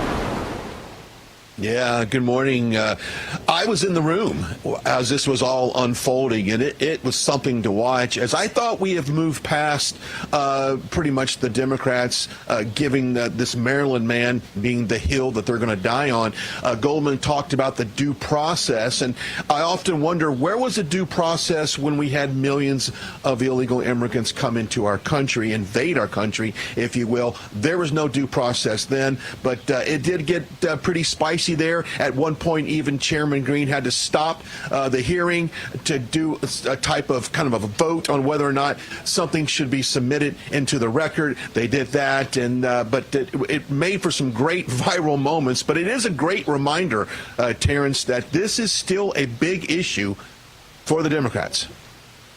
Yeah, and I would say it's a big issue for the Democrats. It's probably not such a big issue for the regular average day American who probably stands with the Trump administration on this. That face-to-face, that face-off, if you will, is really emblematic of the face-off that's happening between Democrats and the Trump administration, i.e. President Trump. I want to show you this video as the DNC is flying a banner over Mar-a-Lago that says Qatar-a-Lago. This is it here. You can kind of see it there in the distance. President Trump, of course, leaving Qatar this morning, headed over to the United Arab Emirates. What do you make of kind of how he's conducted himself and what he's been able to achieve, I guess, more specifically, during his Middle East trip, which he is concluding today? Yeah, this has been a great historic Middle East trip. Imagining what he's doing right now, establishing peace across that entire region, something that we've been going off an old playbook in terms of trying to change out regime leadership in some of these countries. He's establishing peace, bringing everyone to the table. And I want, for just 1 second, the latest poll conducted said that AOC was the top Democrat coming out of the party to perhaps run for 2028. Jasmine Crockett came in at respectively third place. Can you imagine any one of those individuals being over in the Middle East trying to conduct these high-level meetings with these huge nations, breaching peace agreements, economic agreements? Can you imagine them doing that? Of course, I know what your answer is absolutely not. President Trump is not only bringing the world peace, but he's also bringing back revenue and investments in our country, unprecedented investments coming back to the U.S. What a terrific trip. I know that everyone with him has been extremely tired, as he has been really nonstop the last 3 days, Terrance. Hey, Brian, we're almost out of time here, but 15, 20 seconds. There's reporting out this morning that Iran is now willing to talk about undoing its nuclear capabilities in return for sanctions being dropped. Any word from the White House there yet? Any response at this point? Again, this is new reporting. Yeah, I saw that this morning. No response on that yet, but it does not surprise me as some of the things that have developed the last 2 or 3 days there in the Middle East, specifically in Syria. This does not surprise me at all. But once again, a very successful trip for the president there in the Middle East, Terrance. Absolutely. Brian Glenn reporting for us outside the White House. Appreciate you, Brian. Thank you. Coming up, the legacy media turning a blind eye to Joe Biden's decline. The story behind that is ahead as American Sunrise continues. First, though, a look at this day in history.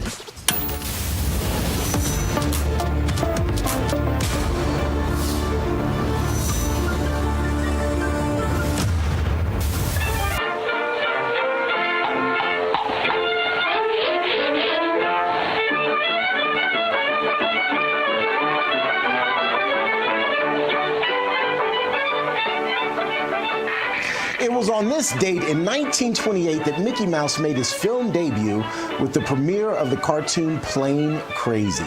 Plain Crazy was Disney's first animated Mickey Mouse short, and it was actually produced before Steamboat Willie, but Steamboat Willie was, of course, released to the public first.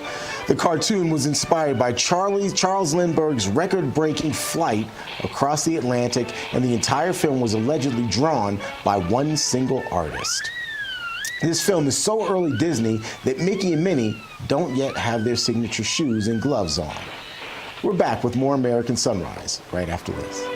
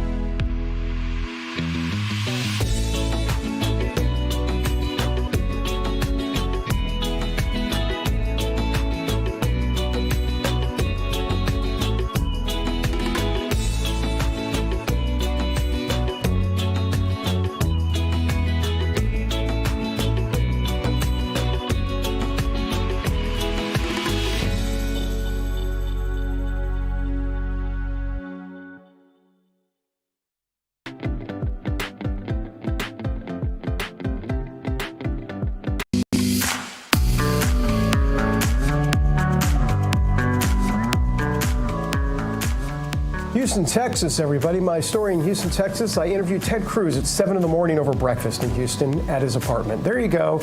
Some mindless trivia for you on a Thursday. Good morning, folks. And I should really say good morning, real America, because if you've ever looked around and thought this isn't the country I grew up in, well, you're not alone. Millions of Americans are over 50 are waking up just like you and saying, look, it's time to take our country back. President Trump obviously back in the White House. He's standing strong on fair trade. He's fighting waste in Washington. and he's boldly bringing our Christian heritage back into the spotlight. But look, here's the truth. He can't do it without we, the people, and that's where we all come in, and that's where AMAC comes in specifically. It's the conservative organization for Americans 50 and older who still believe in faith, family, and freedom. For just $16 a year, that's it. You're going to receive the AMAC magazine. You'll have access to exclusive money-saving discounts. Hello, money-saving. I'm into that. And most importantly, you'll become part of a community that's fighting to restore this nation. So here's what you do. You visit amac.us/sunrise. Again, that's amac.us/sunrise and join the movement. It's a new day for America, so let's rise and shine together. All right, well, unlike those in the legacy media, we here on Real America's Voice have been reporting on Joe Biden's mental and physical decline. There's been a lot of that since before the 2024 presidential campaign began. A lot of reporting here on RAV, not so much other places. Our friends over at AMAC have also been highlighting this, by the way. In a new piece, they've laid out how the legacy media ignored the story. They write that either the press ignored it or genuinely had no clue that it was going on. Yeah, right. For more, let's bring in the editor-in-chief of AMAC Newsline, Shane Harris, with us here this morning. Shane, thanks for being here. So, I mean, look, how insulting is it that the media really expects us to believe that they knew nothing about Joe Biden's cognitive decline? I mean, talk about gaslighting, despite the fact that everyday Americans, they could see it basically from day one. So look, this idea that they missed the story, you know, this is what we hear from the media. They missed the story. They didn't miss the story. They were part of the cover-up, even though they want to say now that it was just the White House covering it up. Good morning, by the way, Shane. Yeah, good morning. That's right. Look, as I write in the piece, there are two distinct possibilities here. The first, which is what the media wants us to believe, is that they really had no idea that Joe Biden was in a severe state of cognitive decline, despite the fact that they have more access to the president than anybody else in the country. And as you say, all of us, we've been covering the story all the way going back to 2021 at AMAC Newsline.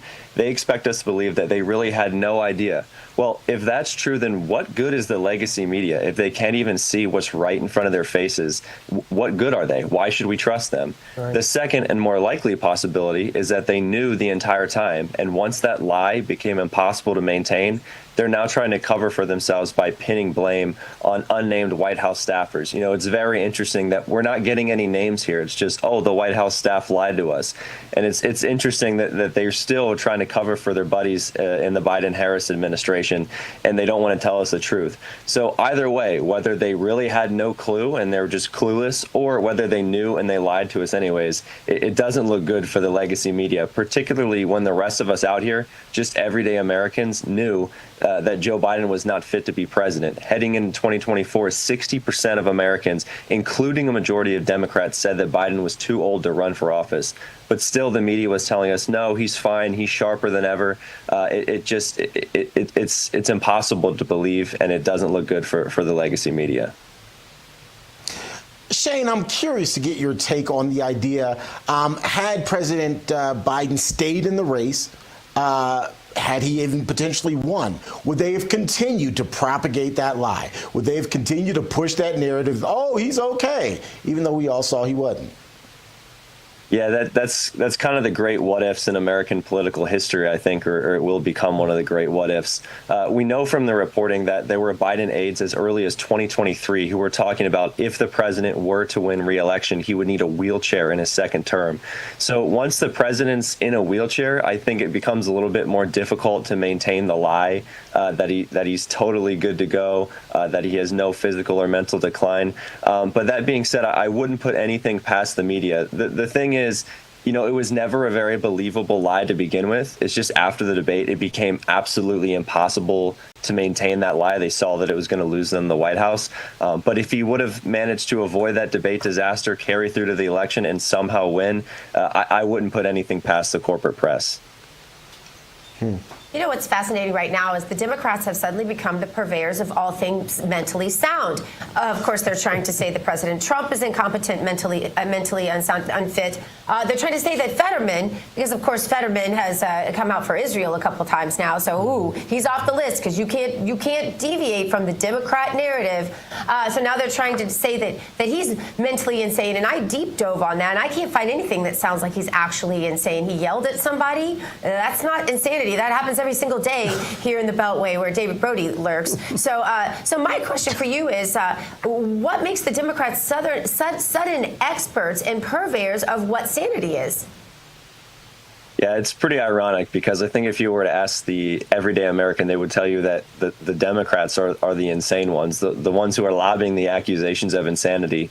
They're the ones who are the least in touch with reality, right? You mentioned Fetterman. It's interesting that back when he was running for Senate and he had clearly more issues with speech, with keeping his train of thought, they were saying, oh, no, he's completely fine. Everything's good. But now he seems to have actually recovered quite well from his stroke. Which is great to see. We're all happy to see that. Nobody wishes ill on any member of Congress, no matter what party they're in. But now again, as you say, that he's breaking with the Democrat Party line. Now they're saying, oh, he's insane, and that's really just indicative of what the Democrat Party thinks, right? If you don't agree with their progressive ideology, they think, oh, something must be wrong with you. And of course, they're telling us at the same time Joe Biden's fine, President Trump's crazy. It's kind of a bizarro world that the Democrats are living in. Classic projection, David Brody. That's what we call it in the psych field. Classic projection. Yeah, no doubt. You got a lot to work with in the psych field with Biden. All right, Shane Harris, appreciate it. Thanks for being here this morning. Thanks, Shane. Thanks, Shane. Thank you. All right, by the way, I lurk in the deep state. I do lurk in the deep state. I'm an operative. I've heard about you, David Brody. Oh, well, I want to hear more about that. Coming up, Defense Secretary Pete Hegseth has a new message for the military. Woke, it's over. At least in our armed forces, we have his comments. And also later, the Trump effect on NATO. The new proposal for their defense spending is the biggest increase since the Cold War. Of course it is. It's called the Trump effect. We have the latest details straight ahead on American Sunrise. Back in a moment, everyone.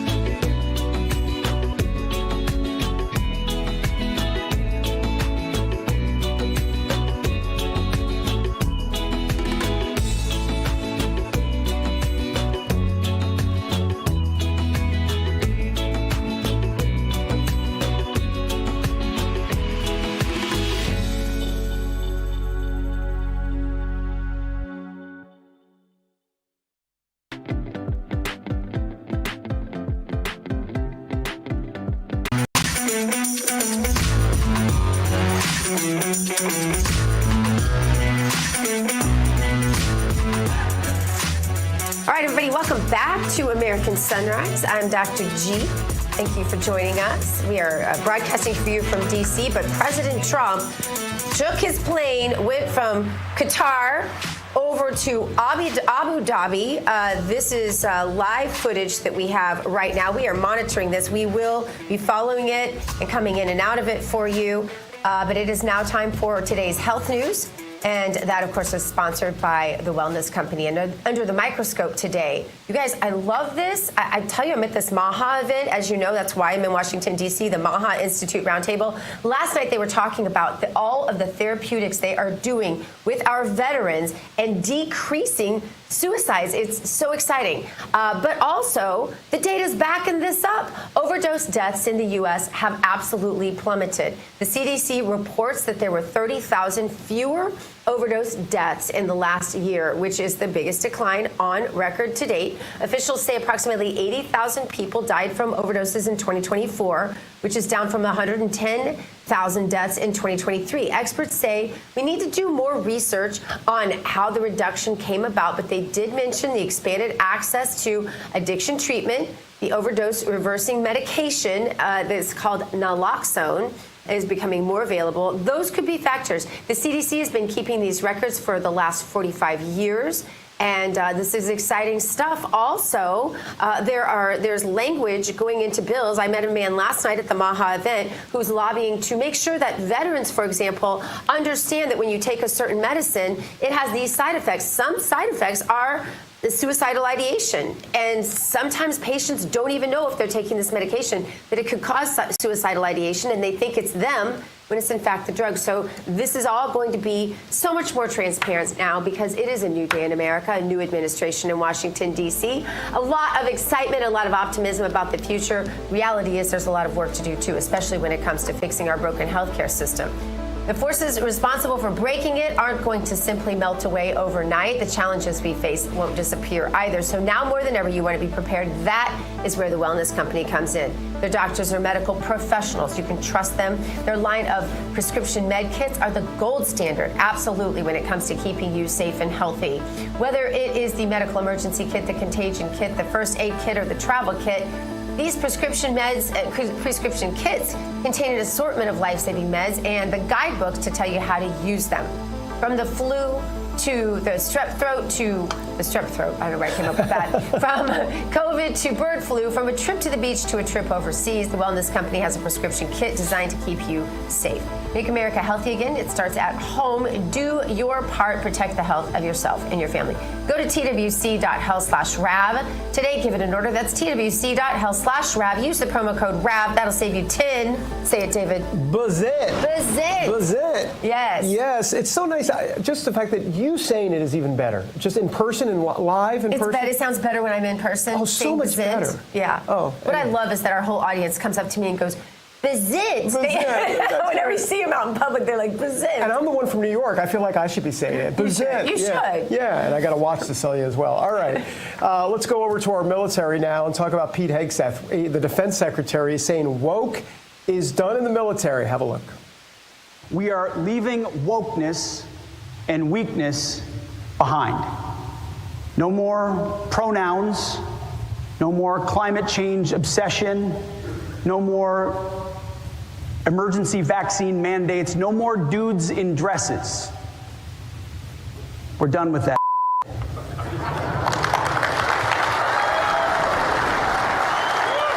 Gina, I believe the IQ on that soundbite was beep. Beep.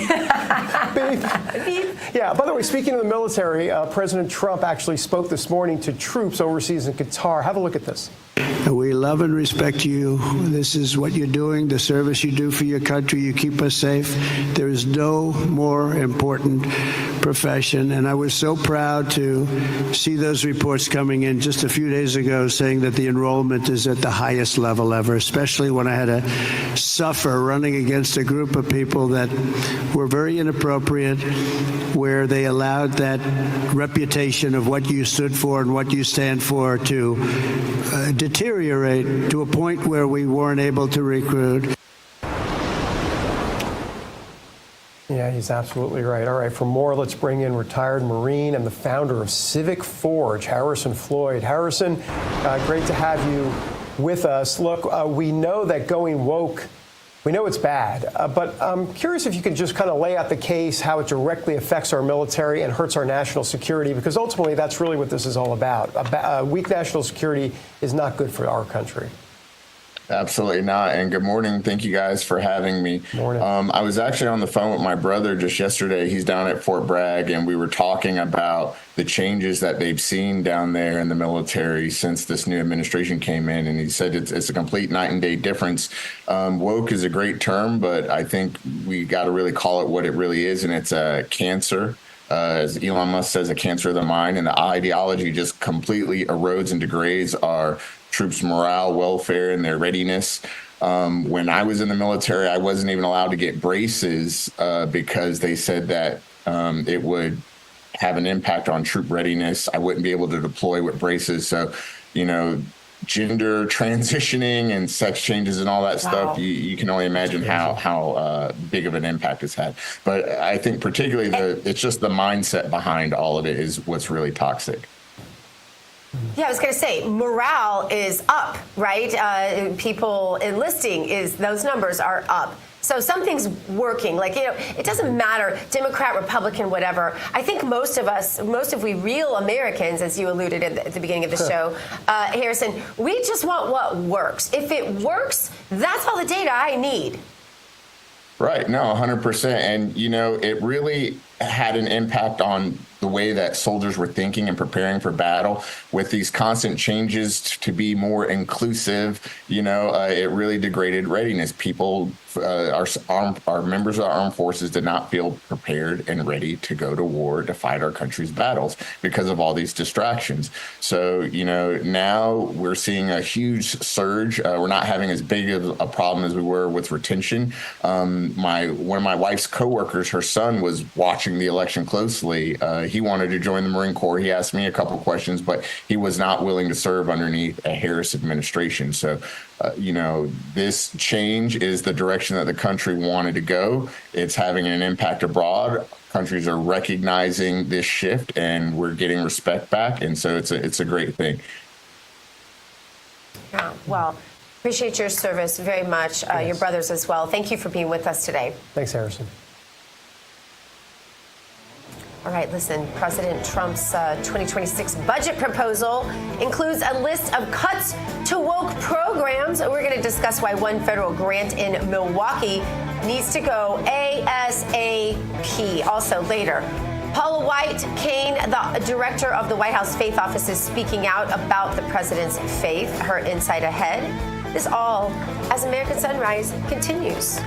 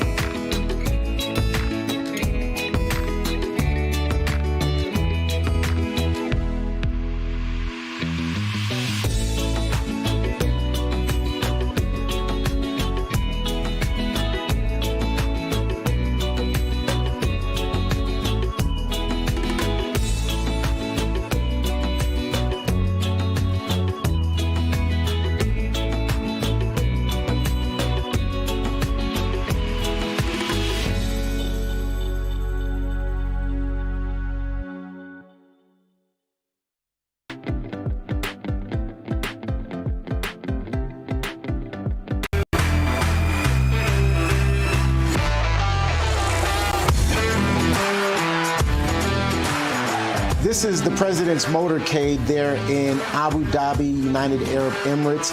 President Trump on the last leg of his 3-country tour of the Middle East. He is wrapping up this 4-day trip. Today he'll be heading back overseas here in short order. But again, spending time there in the United Arab Emirates. He also was in Qatar earlier today where he spoke with troops and then hosted a roundtable, or at least participated in a roundtable of business leaders there in the United Arab Emirates after meeting with officials in that country. And he soon will be heading back to the airport and coming home.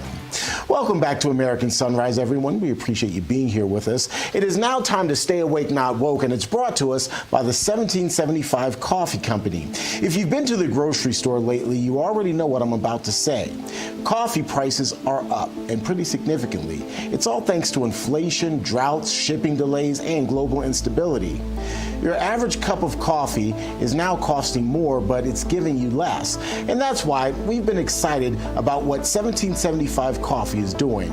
They're not cutting corners, but they're actually doubling down on quality. They've launched their brand new starter kit, and it's the best value that we've seen here at Real America's Voice in Coffee all year long. For just $99, here's what you get. 3 bags of their best-selling blends, a bold dark roast, a smooth medium roast, and Longevity, which is their dark roast infused with CA-AKG, which is a compound shown to support energy, strength, and healthy aging. Plus, you'll get a limited edition coffee merch, including a matte black tumbler, a gold spoon clip, and a milk frother. All of this is over $200 worth of premium coffee and gear, and it's small batch, single origin, mold-free, toxin-free, and roasted fresh every week in Miami.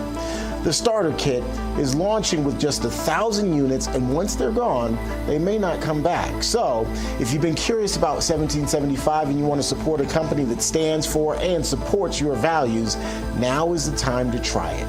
Go to 1775coffee.com and use the code RAV to grab your starter kit and start your mornings with specialty grade coffee without the specialty price. All right, now that we're all caffeinated, it's time to stay awake, not woke. That's exactly what the Trump administration's 2026 budget proposal is doing. It's highlighting a racist $2.1 million grant for Milwaukee. The proposal calls to cut the grant from federal spending, which aims to, quote, rectify racial disparities in home ownership. The funding was awarded in 2024 under the Biden administration, and city officials have since used the grant to build housing units for lower income people. And it was just one of dozens, of examples that the White House lays out in its budget cuts to woke programs list. So now let's bring in Dr. Gina David and Emily Finn, F-I-N-N, to talk a bit more about this. Emily, welcome to the program. Good to see you this morning. So, David, what do you make of all of this? Well, it just makes me think about Pete Buttigieg. Remember the $1 billion that David. Sorry. Well, surely we can figure out something better. I feel like it's too early in the morning to even mention him. It's too early. Yeah, all I can see is that pregnant emoji. Yeah. Yeah. Gosh. Sorry. Anyway, go ahead. Thanks for making me see that now visually, Gina, in my mind. Look, remember he had that $1 billion program because roads were racist? You know, he had that whole thing about, like, highways dividing communities. And so this is what the Biden administration was doing, literally spending $1 billion of your taxpayer money because they were convinced that highways and byways were racist. So this doesn't surprise me at all, Gina. No. Can we not talk about Pete Buttigieg anymore, yes, though? you're stuck on that, and I agree. Can he be in our rear view mirror when we speak about transportation? He is technically in the rear view mirror now. He's Think about running for president. Yeah, I don't know. Can we Emily, please not talk why don't you about vamp on this? Pete Buttigieg in rear view? Yeah, no, I mean, I think it's great. This is just another. Oh my gosh. What was that over there? My bad. I'll put myself in timeout. Oh, no. Go ahead, Gosh. Emily. Save us. There. I must have missed that moment, but I will, to get back to this point here, I think that this is a great example of what DOGE has been able to accomplish, able to definitely do an audit of all of these crazy grants that are going to things that could definitely be allocated to things that are more helpful for the American people. That's the list you see on your screen right now, the Cuts to Woke programs list, all part of the 2026 budget. Hopefully they're able to get this through and get this passed and get all this wasteful spending out of there, Terrance. Yeah, again, David, I'm going to yield to you. I'm in timeout for that comment. Go ahead. Well, I just want to say I called Secretary Duffy and told him the potholes in my neighborhood are not fixed yet. And do you know what he responded back to me? Neither are mine. And he's the transportation secretary. Come on. Let's get it going. I don't know. All I know is we're done with this, and Trump's and Elon Musk and all of the geek squad there, they're all trying to figure it out. So that's good news. Good. No, I mean, there's just some great people and working on all of this stuff, and I'm just so hopeful for America. Do I think they're going to solve everything? No, we have a lot of problems that are very intrinsic. Yeah. But I really do feel like a lot of practical things that should have been done for decades, Terrance, are getting done. Mm-hmm. No, absolutely. It's a new day. It's a new day in the country, and President Trump is on the job. All right, guys, we're going to take a quick break, but when we come back, how deep is President Trump's faith? One of his closest advisors, Paula White-Cain, is speaking out about why she believes his presidency is led by divine intervention. Stick around for that.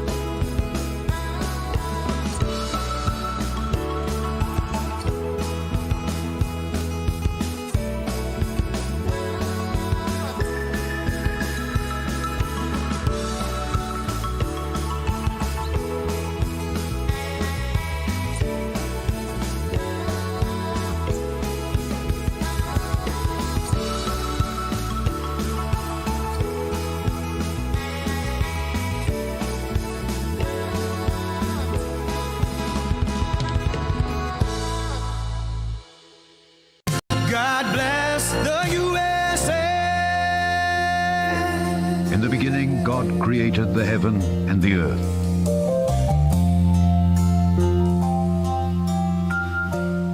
Welcome back to American Sunrise. I'm American Sunrise correspondent Emily Finn. It's time now for our Moment of Faith, brought to us by Lee Greenwood and the God Bless the USA Bible. Last week, we told you about the First Lady edition. Well, this week, we're featuring the Presidential edition, and there are only 4,700 of these available. These are destined to go quickly, so go to GodBlessTheUSABible.com and click the referral code SUNRISE to get yours today. These special edition Bibles have a black cover with gold inscription commemorating President Trump's 45th and 47th presidencies. This Bible is the King James Version with red letters and, as we all know, is President Trump's favorite book. Grab yours today at GodBlessTheUSABible.com and don't forget to click the Sunrise referral code. In focus today, Senior advisor to President Trump and the director of the White House Faith Office, Paula White, is speaking out about Trump's faith. In a recent interview with CBN, she said President Trump recognized America was in trouble in terms of faith, adding, quote, "There's been so much targeted discrimination and threats to religious liberty in recent years." White-Cain says she believes the assassination attempt on the president in Butler, Pennsylvania, brought him closer to God and that he was saved for a purpose, to make America great again. Let's welcome to American Sunrise the man who interviewed Paula White, CBN journalist Billy Hallowell. Billy, thank you so much for being with us this morning. Thanks for having me. What stood out to you the most during that conversation that you had with Paula and what she had to say about Trump's faith? You know, how do you think that influences his leadership as president? You know, I think it influences his leadership quite a bit, and there's been a big shift in him even since the attempted assassination. But his faith goes back, you know, the thing that really stood out to me is that his faith goes back very far. You know, the two of them have been friends for a very long time. And in fact, before he even decided to run for president, before 2016, he actually called Paula White to Trump Tower in New York City, and she brought other faith leaders in, and they spent an entire day praying for him over whether or not he should actually run for president. That was something he sought out. And so there are always a lot of questions about his faith, but there has been a persistence from the president in really looking to Paula White and other faith leaders and to God for guidance along the way, which was really interesting to sort of hear that history. Absolutely. I read the article. I thought it was great. And she even said that, you know, she knew, okay, God is speaking to us. He says that you are going to be president, but it's not going to be easy. There's going to be a lot of obstacles in your path that you need to overcome, you know, on this journey to becoming president. It's really, really interesting. And I think it's great that she's now back in the White House working alongside President Trump day by day. What is the White House Faith Office doing to protect religious liberty? Yeah, so this was the other thing that really stood out to me, because I won't lie, going into it, you sometimes wonder, is this more of a sort of placeholder position? Is it more of a position where there isn't, you know, deep roots? And that was not the case at all. In fact, her office with Jenny Korn, the two of them work together there running the White House Faith Office. It is in the West Wing, very close to President Trump. So being there was really interesting. But beyond that, what they're doing is one of the big things, going into every single federal agency and making sure there is not discrimination against Christians, that these policies that we've seen that you highlighted at the top there that have gone after people of faith, that those policies are rescinded, that people's religious liberty is respected in each of those agencies. And so this is a very active portion of the government. This is not just a placeholder position. You know, President Trump believes strongly in making sure those protections are in place. And Paula White is not only bringing faith leaders in, and faith leaders of all stripes, not just Christians, into the White House, but she is also actively making sure that discrimination is rooted out. That's fantastic to hear. Billy Hallowell, thank you so much for your time.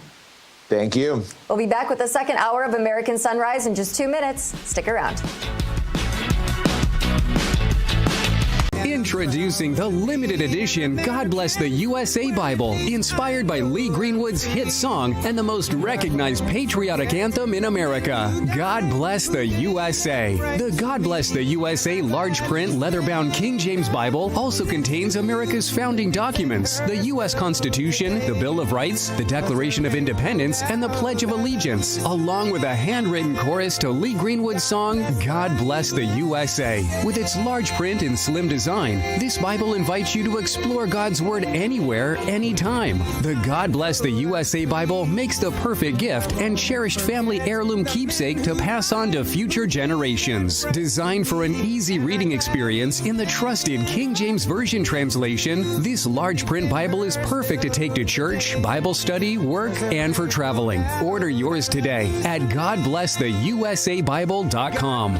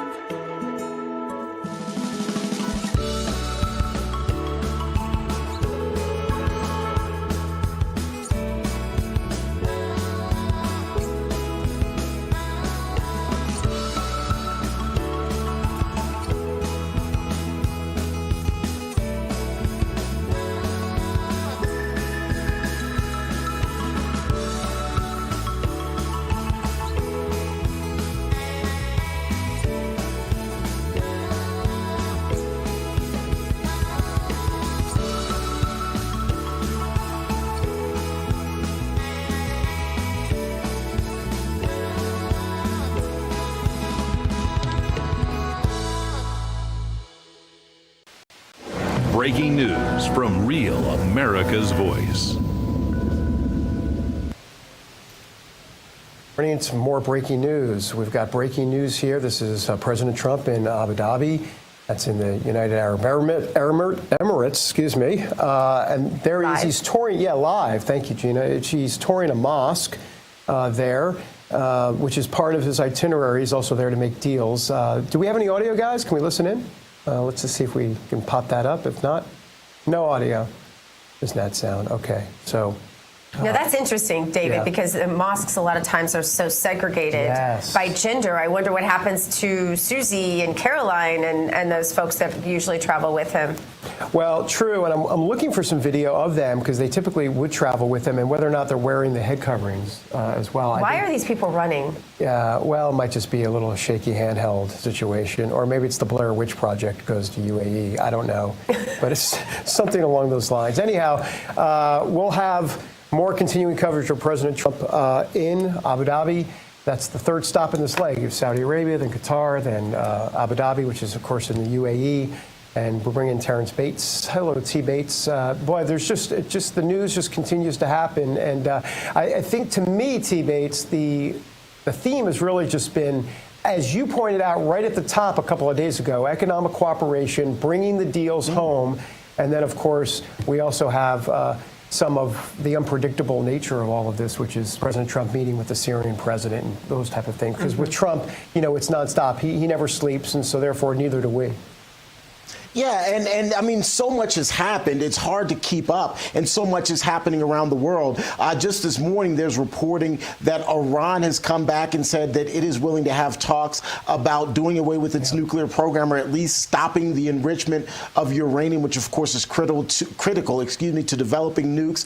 That would be potentially in exchange for the dropping of sanctions. That's huge news, but it's being overshadowed just by President Trump being there in the region. But one has to suspect that him being in the region and making deals with some of these other Middle Eastern countries is influencing what Iran is deciding to do. And then on the opposite side of the world, but also in a Muslim country, you've got Ukraine and Russia meeting. The highlight or the big news is that Vladimir Putin is not part of the talks. But as you pointed out earlier today, he never committed to that. There was suspicion that he might come, but he never committed to it. But Turkey is holding those talks. Again, another strong Islamic-led country, and one has to believe that President Trump's presence in the Middle East and the deals that he's been making all week long have influenced and will influence some of the talks that are going on, even in tangential issues that are tangential to what he's there in the Middle East talking about, David and Dr. Gina.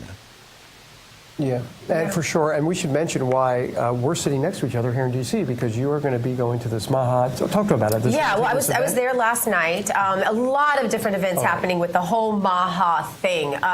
All of the folks who are leading it are kind of meeting with all the private industry people that are leading on these issues as well, the people who are actually doing the work, the professionals in the industries, the CEOs of the companies who are instituting all of these therapeutics, et cetera, et cetera.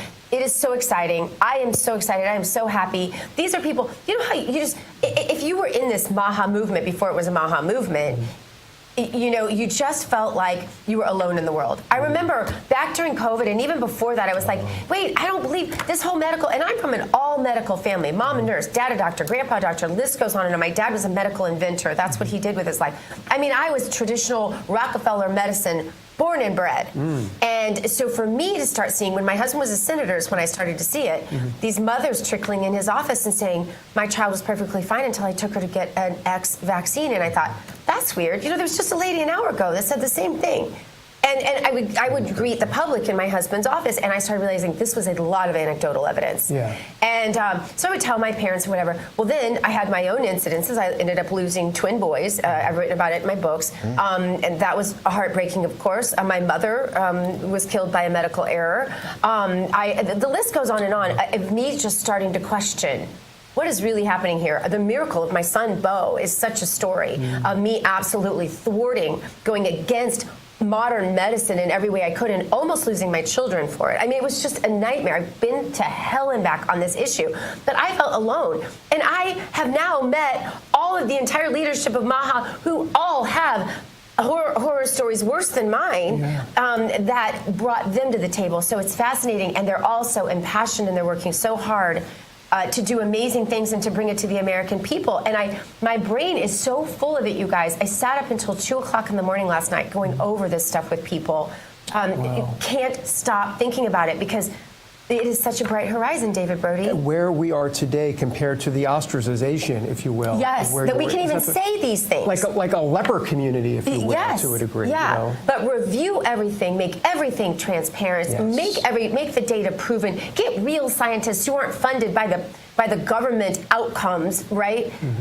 The whole thing is just outrageously exciting. All right. Well, let's. I would just talk forever about that. Oh, I could. I could go on for the rest of the day. I know, but we've got to. But anyway, I'll be there all day. I'm monitoring this whole thing. We're bringing it to you. I know. I know Zen is going to be streaming some of it even in different parts, and so we're going to have a very exciting day. All right. Speaking about an exciting day, let's talk about Trump's Middle East trip. That's obviously very exciting too. Yeah, that's making news this morning. Congressman Tom Tiffany of Wisconsin joins us now to give us his reaction to what he's seen overseas. Congressman, tell us a little bit about what you make of his overseas trip. It has been unconventional. It's been outside the box, and I'm just curious to get your overall thoughts. Good morning. Good morning. Classic Donald Trump. And I think there's a few overarching messages that I think come out from this. One is that President Trump is showing respect to the Middle Eastern leaders. And I think that's one thing that people just seek oftentimes when there's discussions like this, is just show us respect. Now, that doesn't mean he agrees with everything that they believe in and everything they want to get done, but he is at least showing them that respect. I think the other thing in terms of just the geopolitical side of it is he's sending a clear message to China. You are not going to simply come into the Middle East. We've seen, like with BRICS, Saudi Arabia saying that, we got to respect China also during the Biden years because Biden had turned his back on them. President Trump is saying, no, China, you don't get to just, you're not going to achieve world hegemony by going through the Middle East. We are going to compete with you. And I think the Middle Eastern countries are much more in tune with the American ideals than they are with communism in China. And then the final thing that I'd say is that, we see the talk in regards to he meets with the Syrian leader. Putin is in the discussion. He's not going to show up for talks. But I think President Trump will hopefully say, I trust you and I'm going to work with you, but I'm sure hopeful that he says we are going to verify that you're going to work with us here as we go forward. Right. Congressman Terrance Bates here. It's good to see you. We appreciate you joining us. I'd like to switch gears a little bit and talk about some of the, or if not the biggest challenge before you and your colleagues. And that, of course, would have to do with passing that one big, beautiful budget bill that President Trump talks so much about. The Ways and Means Committee, Energy and Commerce, as well as Agriculture, just this week passed their parts of the bill, got it out of committee. Now it's going to head into the Budget Committee. How do you think all of this ultimately ends up? And then point two of the question is, if it does, in fact, pass the House, and once it passes the House and goes to the Senate, what do you think the bill is going to look like once it gets back to you from the Senate? So a lot of good work has went into this. From my perspective, there are a few changes that need to be made yet here at the very end. And I'll give you one example. Work requirements, my understanding in the bill, do not kick in until 2029. There is no reason to not have work requirements kick in immediately. There are 5 to 10 million people here in America that are able-bodied, that are choosing to live off from the taxpayers, their neighbors, and that's not how it should work. So that's one issue that I think needs to be worked out. There's others that revolve around Medicaid so that we can make sure we save and protect the Medicaid program for the future. I think there's still some work to be done there. I'm hearing that the Senate is actually taking a more conservative view than the House on some issues, which will certainly be welcome from my perspective. So there's more work that needs to be done, Terrance. Okay. Are you confident that what you get back?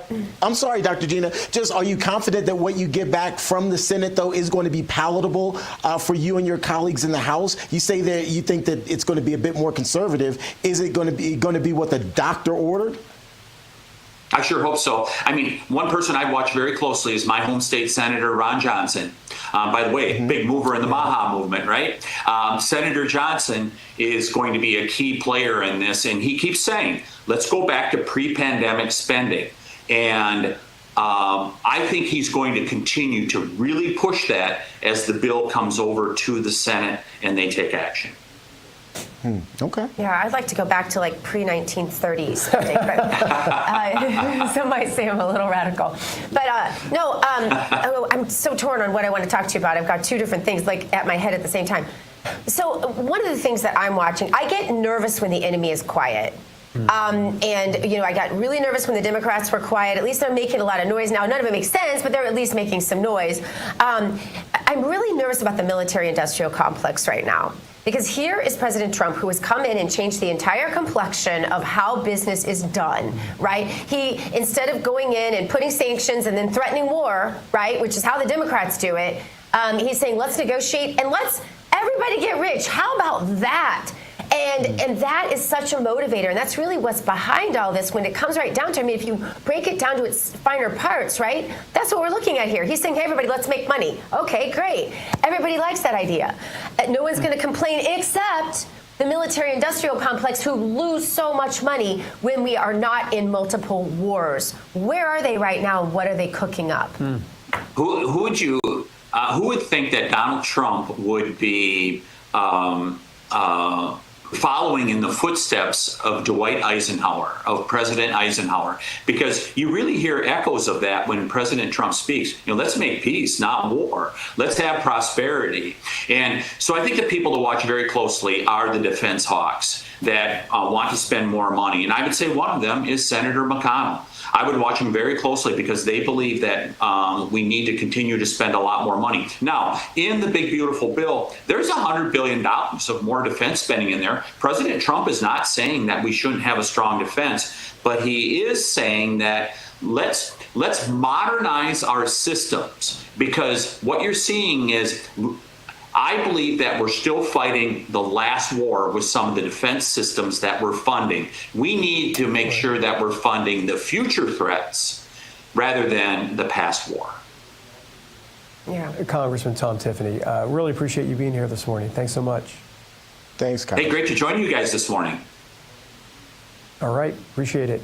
Coming up, the Department of Justice's new pardon attorney, that's the title actually, is vowing to take a closer look at all of former President Biden's pardons before he left the White House. So could they be overturned? That electronic pen?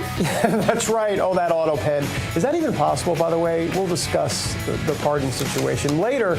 The left loves to attack the rich. So why did the Biden administration give $271 million in unemployment benefits to millionaires? We're exposing the fraud when we continue on a Thursday.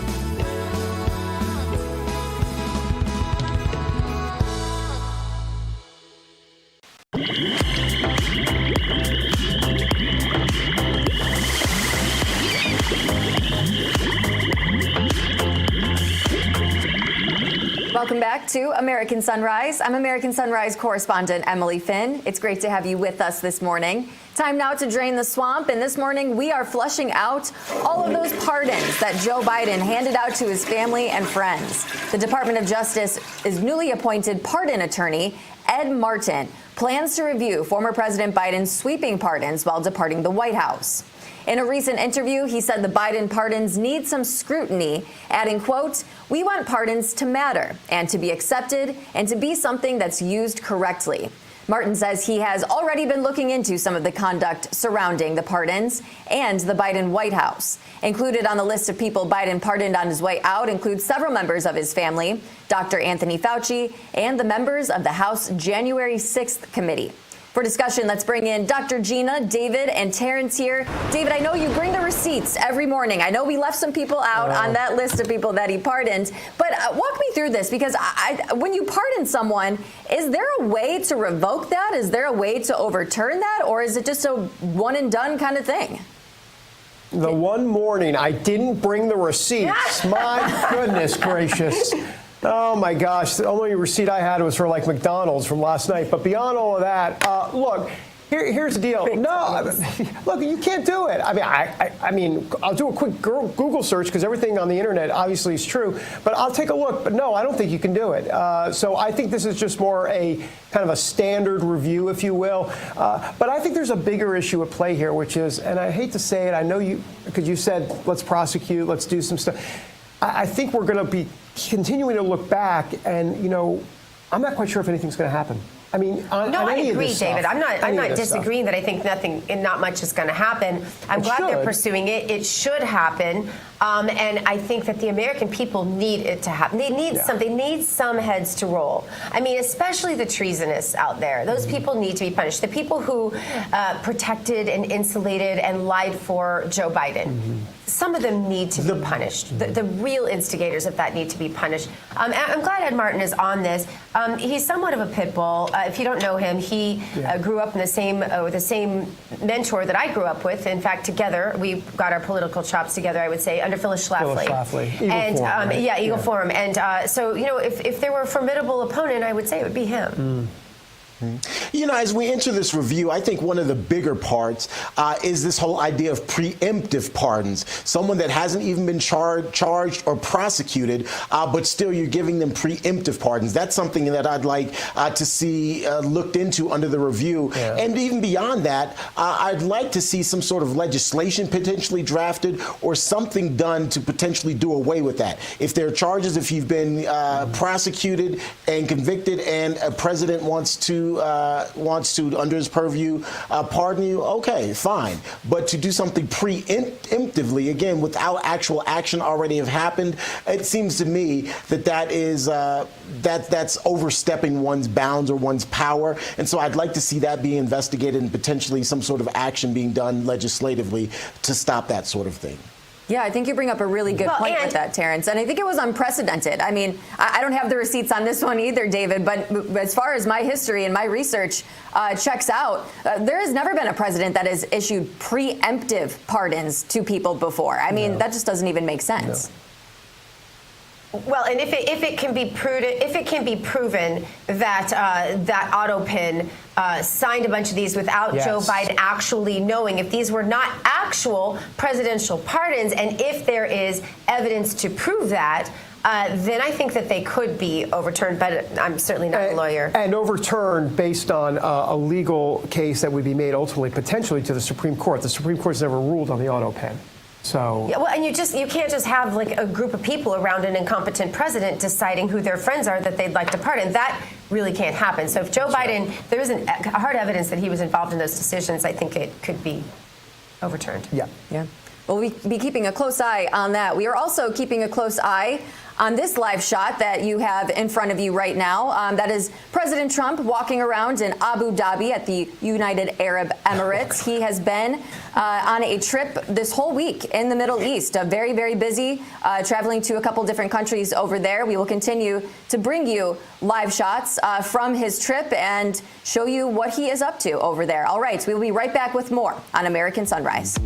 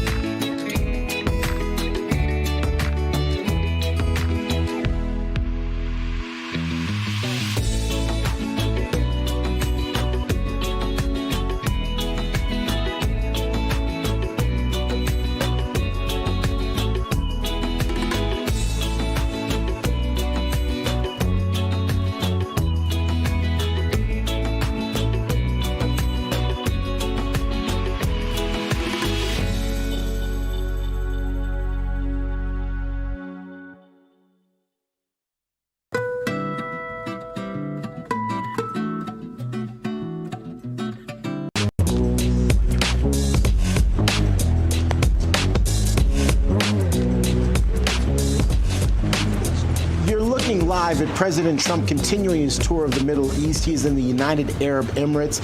It's been a very busy day for him. He is now, we're hearing, at Sheikh Zayed Grand Mosque there in Abu Dhabi. He has also been meeting with officials across the United Arab Emirates, also participating in a business roundtable there.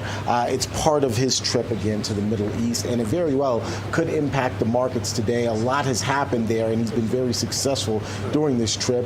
As we prepare for the opening bell at the New York Stock Exchange, I can tell you that right now the Dow is down, the S&P 500 is down, and the NASDAQ is down. Again, all of this is pre-market trading. It's been a pretty tough day on the market so far, as gold is the only positive spot right now. Silver and crude oil are also down in pre-market trading.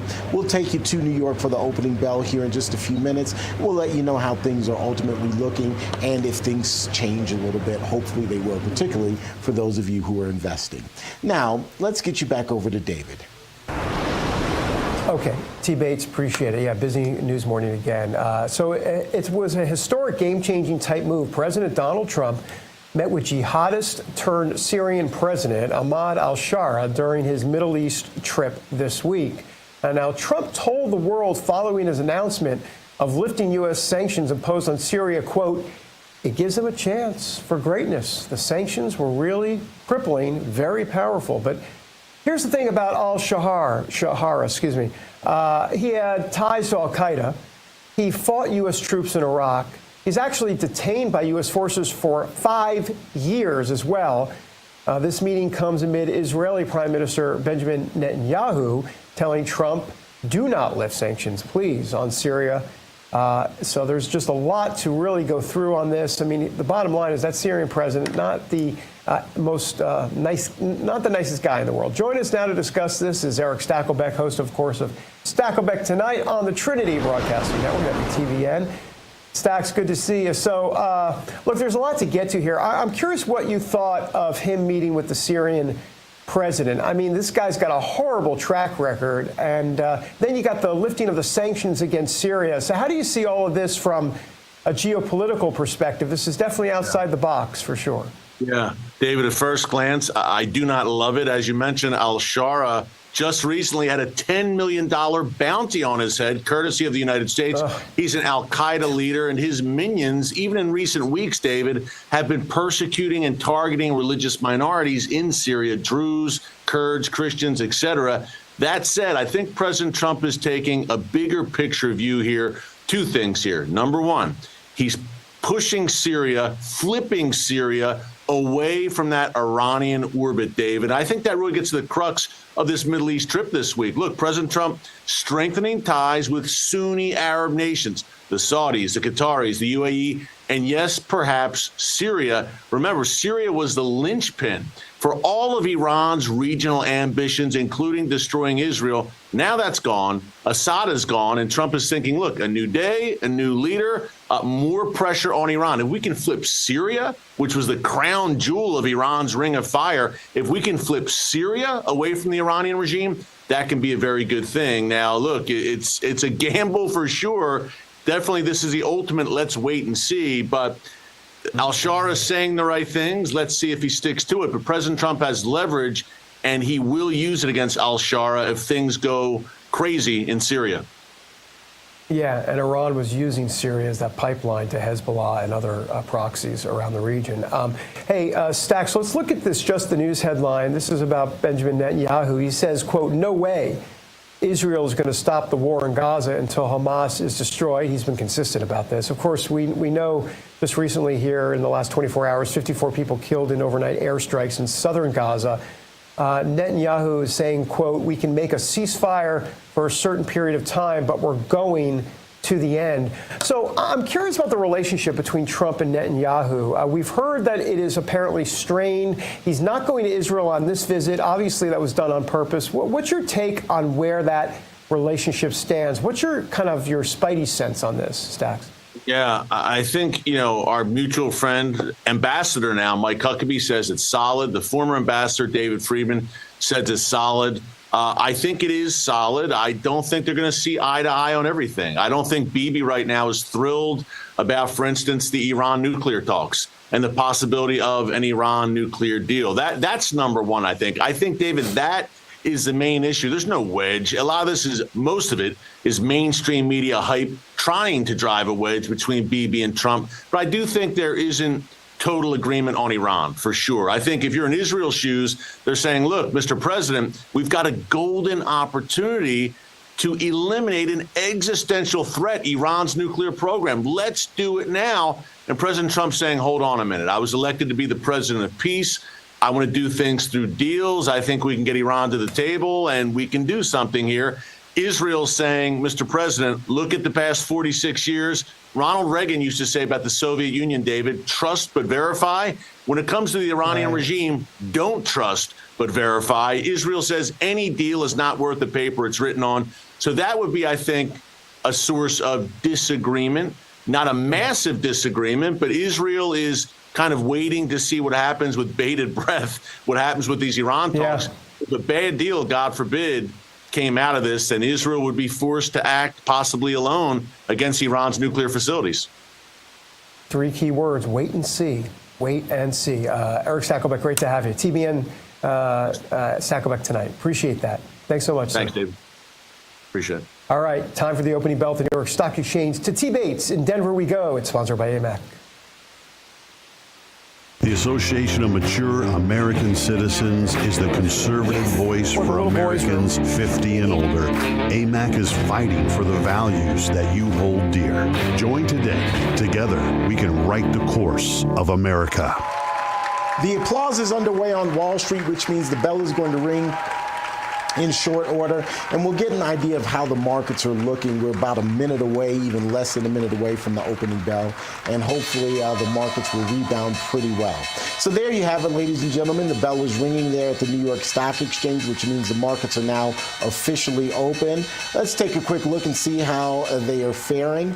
Here we go. Bring up the board, guys. Right now, it looks like the Dow, S&P 500, and NASDAQ are all, well, the Dow is down right now, but the S&P 500 and NASDAQ, well, the NASDAQ was up, now it's back down. It goes up and down, and now the S&P 500 is down as well. It opened, was positive, and then went back down. Gold and silver, it looks like, or actually that's gold and VIX are in the green right now, and oil is down as well. So we'll continue to monitor this for you throughout the day, and we'll keep you updated.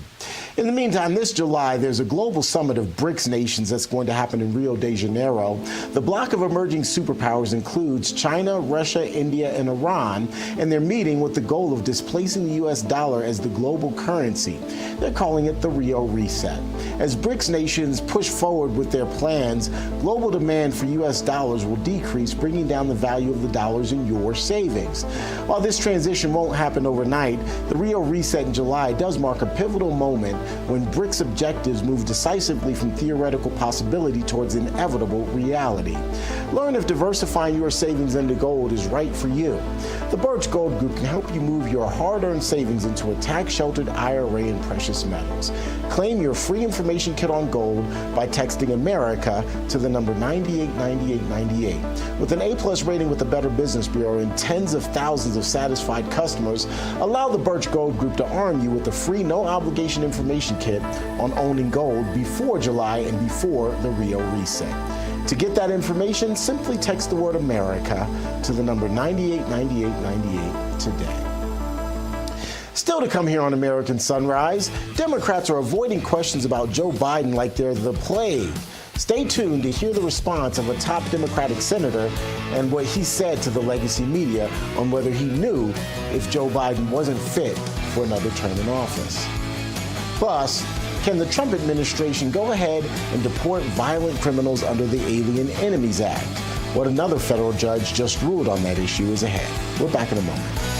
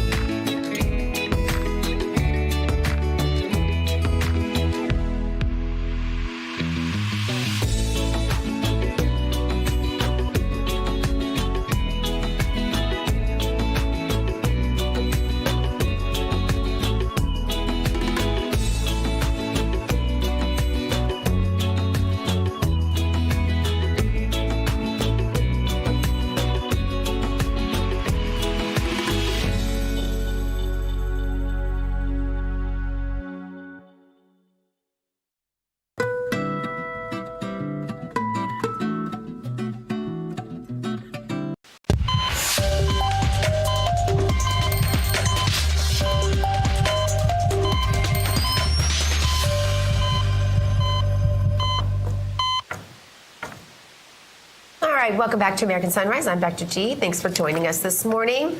We invite you to join in our chat, our conversation every single morning on Rumble and Getter.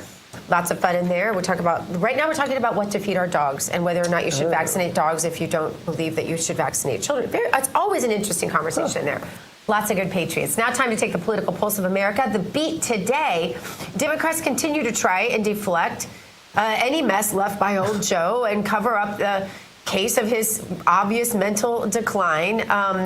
Senate Majority Leader Chuck Schumer dodged a question from CNN about whether or not he knew Joe Biden wasn't fit to serve another term. Schumer says, quote, "We're looking forward. That's it." Watch this. We're looking forward. We have the largest Medicaid cut in front of us. We have the whole federal government. You're facing all of this because you lost a presidential election. And is that not Joe Biden's responsibility for deciding to run again? We're looking forward. That's it? That's it. All right. That's it. All right.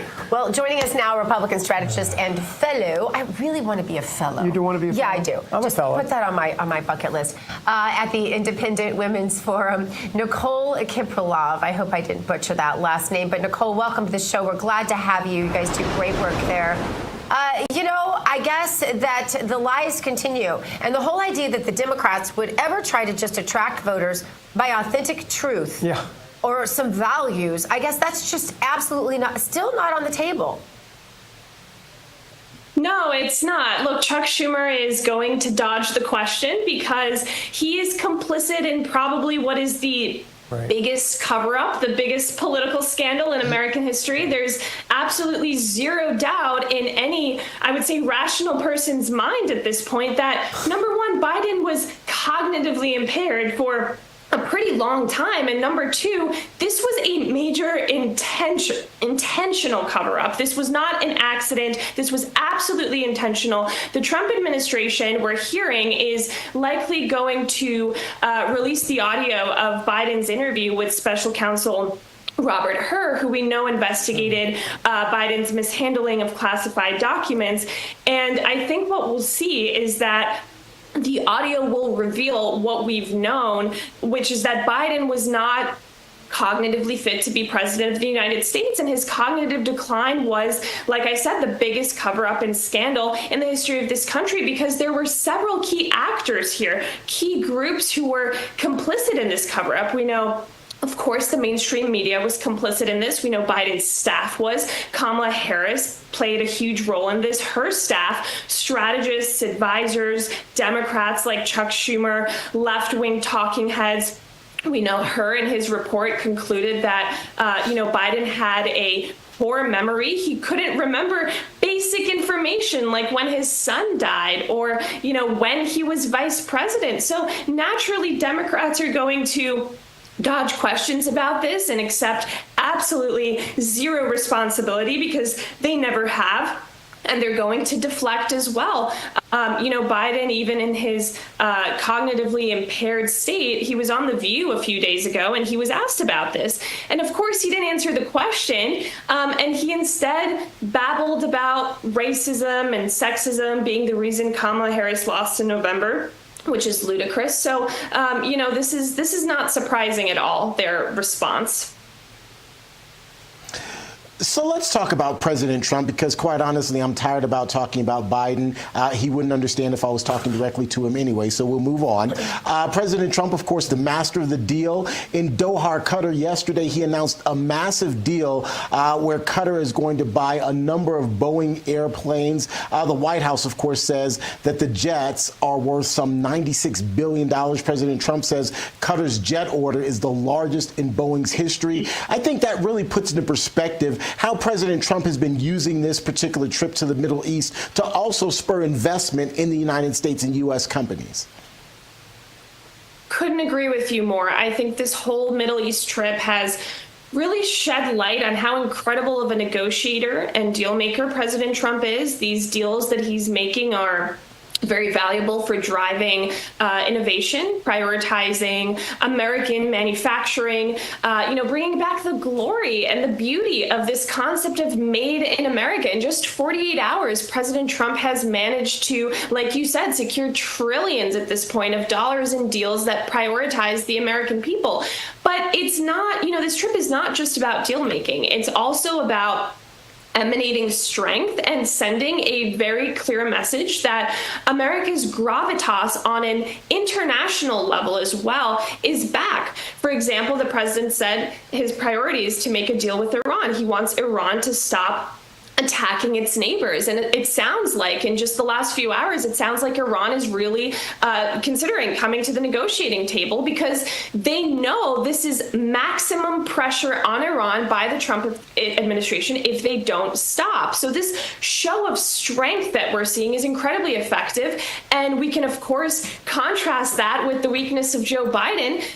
President Trump wants a good relationship with Iran. He's giving them that opportunity. And he's going to continue to show strength if they don't ultimately come to the negotiating table. We know Tehran's priority will be to expand their nuclear program. And so the goal needs to be to dismantle all nuclear sites in Iran, period. There cannot be a risk here at all. And President Trump understands that. He's been consistent on this for so many years, which is why he withdrew the United States from Obama's disastrous Iran nuclear deal. The president wants a good relationship with Iran, going to maintain his strength, and he's going to make it very clear that they're not allowed to have a nuclear weapon. They're not allowed to enrich uranium. And last thing I'll say is, again, let's not forget, I do think it's important to keep contrasting this with the last 4 years. The Biden administration funneled $100 billion to Iran's Ayatollah. $100 billion. That's why you had October 7th. Biden did the opposite of a deal with Iran. He helped Iran enrich, which is insanity. So this isn't going to continue anymore, because President Trump, cares about our national security and he wants peace in the Middle East. So I'd say this whole trip has been about all of that, and it's been incredibly, incredibly successful so far. Nicole, some great points. Hey, David Brody here in D.C. Let's talk about immigration and judges. And we'll put up this Just the News headline.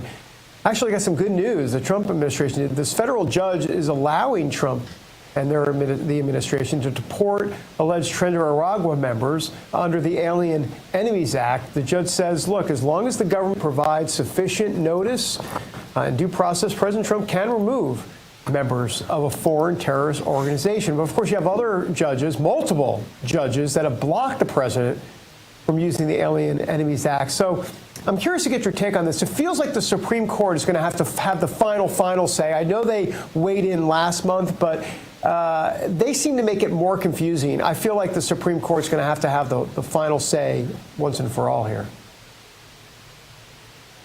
I agree. I think it is definitely a confusing process, and there's been a lot of obstruction here of President Trump's agenda. But ultimately, what this comes down to is the will of the people, right? The mandate that President Trump received from over 77 million Americans to secure the border, to secure this country. And under his Article 2 powers in the Constitution, President Trump does have the power granted to him by the people of this country to decide what and who constitutes a foreign terror threat. That's the way it should be. It's the way the founders of this country intended it to be. So I think all of the aspects, just kind of looking at this from more of a general perspective, all of the aspects of the president's plan to deal with the open border crisis are incredibly critical here. You have the strategy behind it, which I know, Stephen Miller and his team are orchestrating that and coming up with ways to get these deportations done. The execution of that strategy, you have Tom Homan and Kristi Noem on the front lines working with sheriffs, state, local law enforcement to get the job done. All of these levels of law enforcement are critical here. The communications efforts of DHS, they're being incredibly transparent about what they're doing and how they're doing it, which is ultimately they're doing it in a very humane way. It has nothing to do with the way the mainstream media is portraying it. They're pushing forward a lot of false narratives here. So the whole operation, I believe, is commendable and working very well to deliver results for the American people.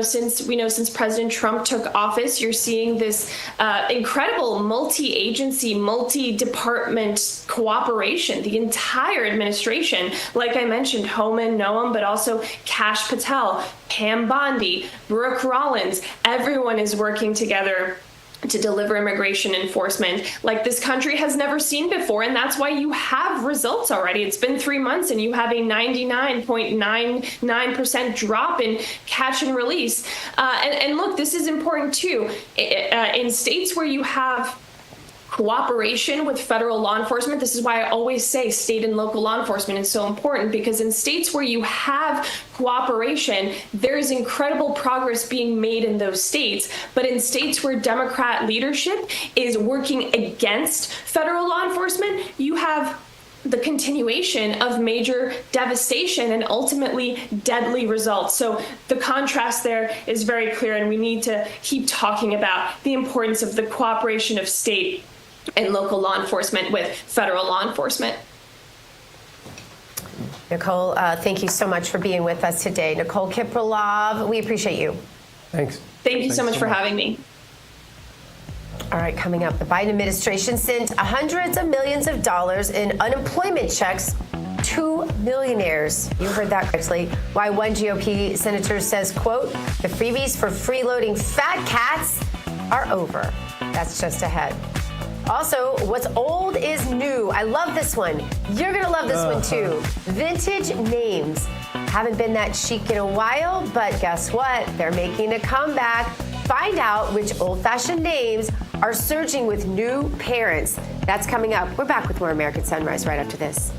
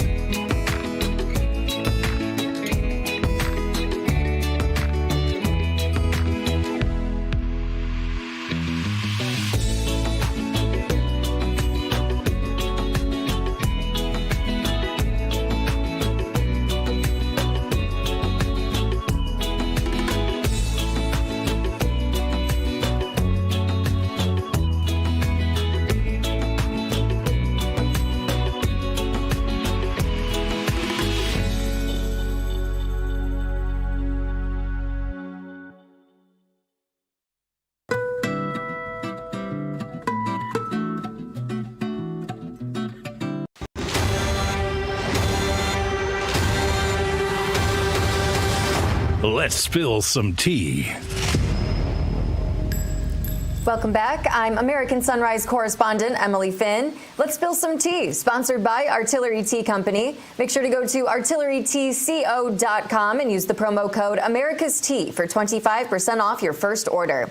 Artillery tea is all natural, whole leaf. The tea bags are chemical free, and each tea bag can be used twice. Artillery Tea Company is family and veteran owned and operated, and a portion of your purchase goes to help veteran and first responder charities. Make sure to go to artilleryteaco.com and use the promo code America's Tea for 25% off your first order. Time to spill some tea, and in the cup today, the Biden administration for paying out more than $270 million in unemployment benefits to millionaires. And that was all during the first 2 years of their disastrous term in the White House. The Congressional Research Service office unveiling the wasteful unemployment spending in a new report for Senate DOJ caucus chair Joni Ernst. In response to the findings, Ernst says, quote, our nation's safety net shouldn't be strained by subsidizing the lifestyles of the self-sufficient. Let's bring in Dr. Gina, David, and Terrance for discussion here. I mean, you guys, you see Bernie Sanders, AOC, traveling the country, attacking millionaires, attacking billionaires, and it's like, look in the mirror. You have problems that you need to fix first, you guys. David, your thoughts?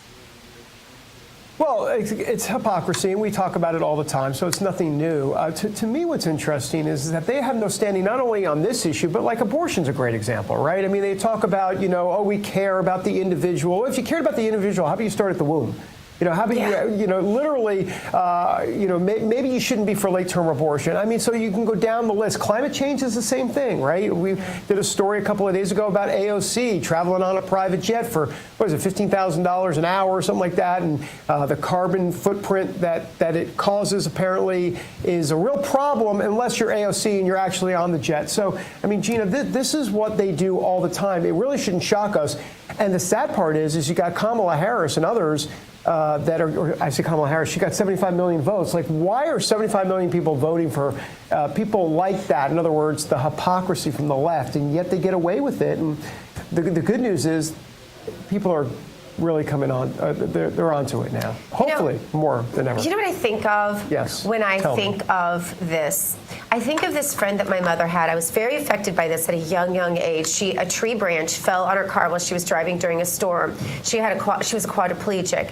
And she worked. She wouldn't take a dime of government money. She made these little crafts. I still have some on my Christmas tree. She did it all with her mouth, little tweezers and little clay, made these things, did this artwork, supported herself, never took a dime of government money, worked her whole entire life. A quadriplegic, you guys. Yeah. And so I always think about her. She's the reason why I could never take government money for my son Samuel. We adopted him, and of course the government comes and they want to give you money for everything. I mean, I need money to go on vacation, apparently, if I have a son with Down syndrome. I'm like, no, I don't. We're good, thanks. Yeah. But I think about people like her, and she's the one they're stealing from. If she could work every single day to earn that, then how is it that Joe Biden, with a swipe of a pen, can hand out money to his fat cat friends? Because that's what this is coming down to. This is his friends. He was paying someone off for something that he got back. The money eventually went to him. We all know that, Terrance. And it's just, that's why I get so impassioned about the role of government. Because if my mom's friend Caroline could do it, listen, I'm not saying there's not need. But, churches and charities do a lot, neighbors and friends, and they have to look you in the eye as they hand you that check. And that means a lot more than what government does to you. Drop the mic. Dr. Gina made the point. Yeah, great discussion. Yeah. You guys, great points all around. All right, we still have a lot more to come on. Because what's old is new. Find out what old-fashioned baby names new parents are choosing ahead on American Sunrise. Stay tuned. You just might hear your name.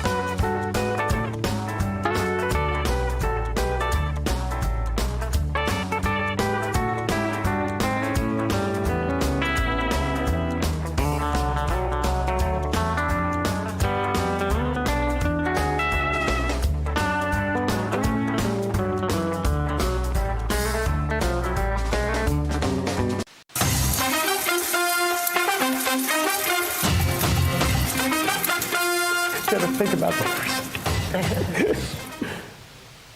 All right, welcome back to American Sunrise. I'm Dr. G. We are so glad that you are with us today. It is time now for our favorite, my favorite anyway, Sunny Side Up block. And in the pan today, what is old is new. Vintage baby names making a comeback, you guys.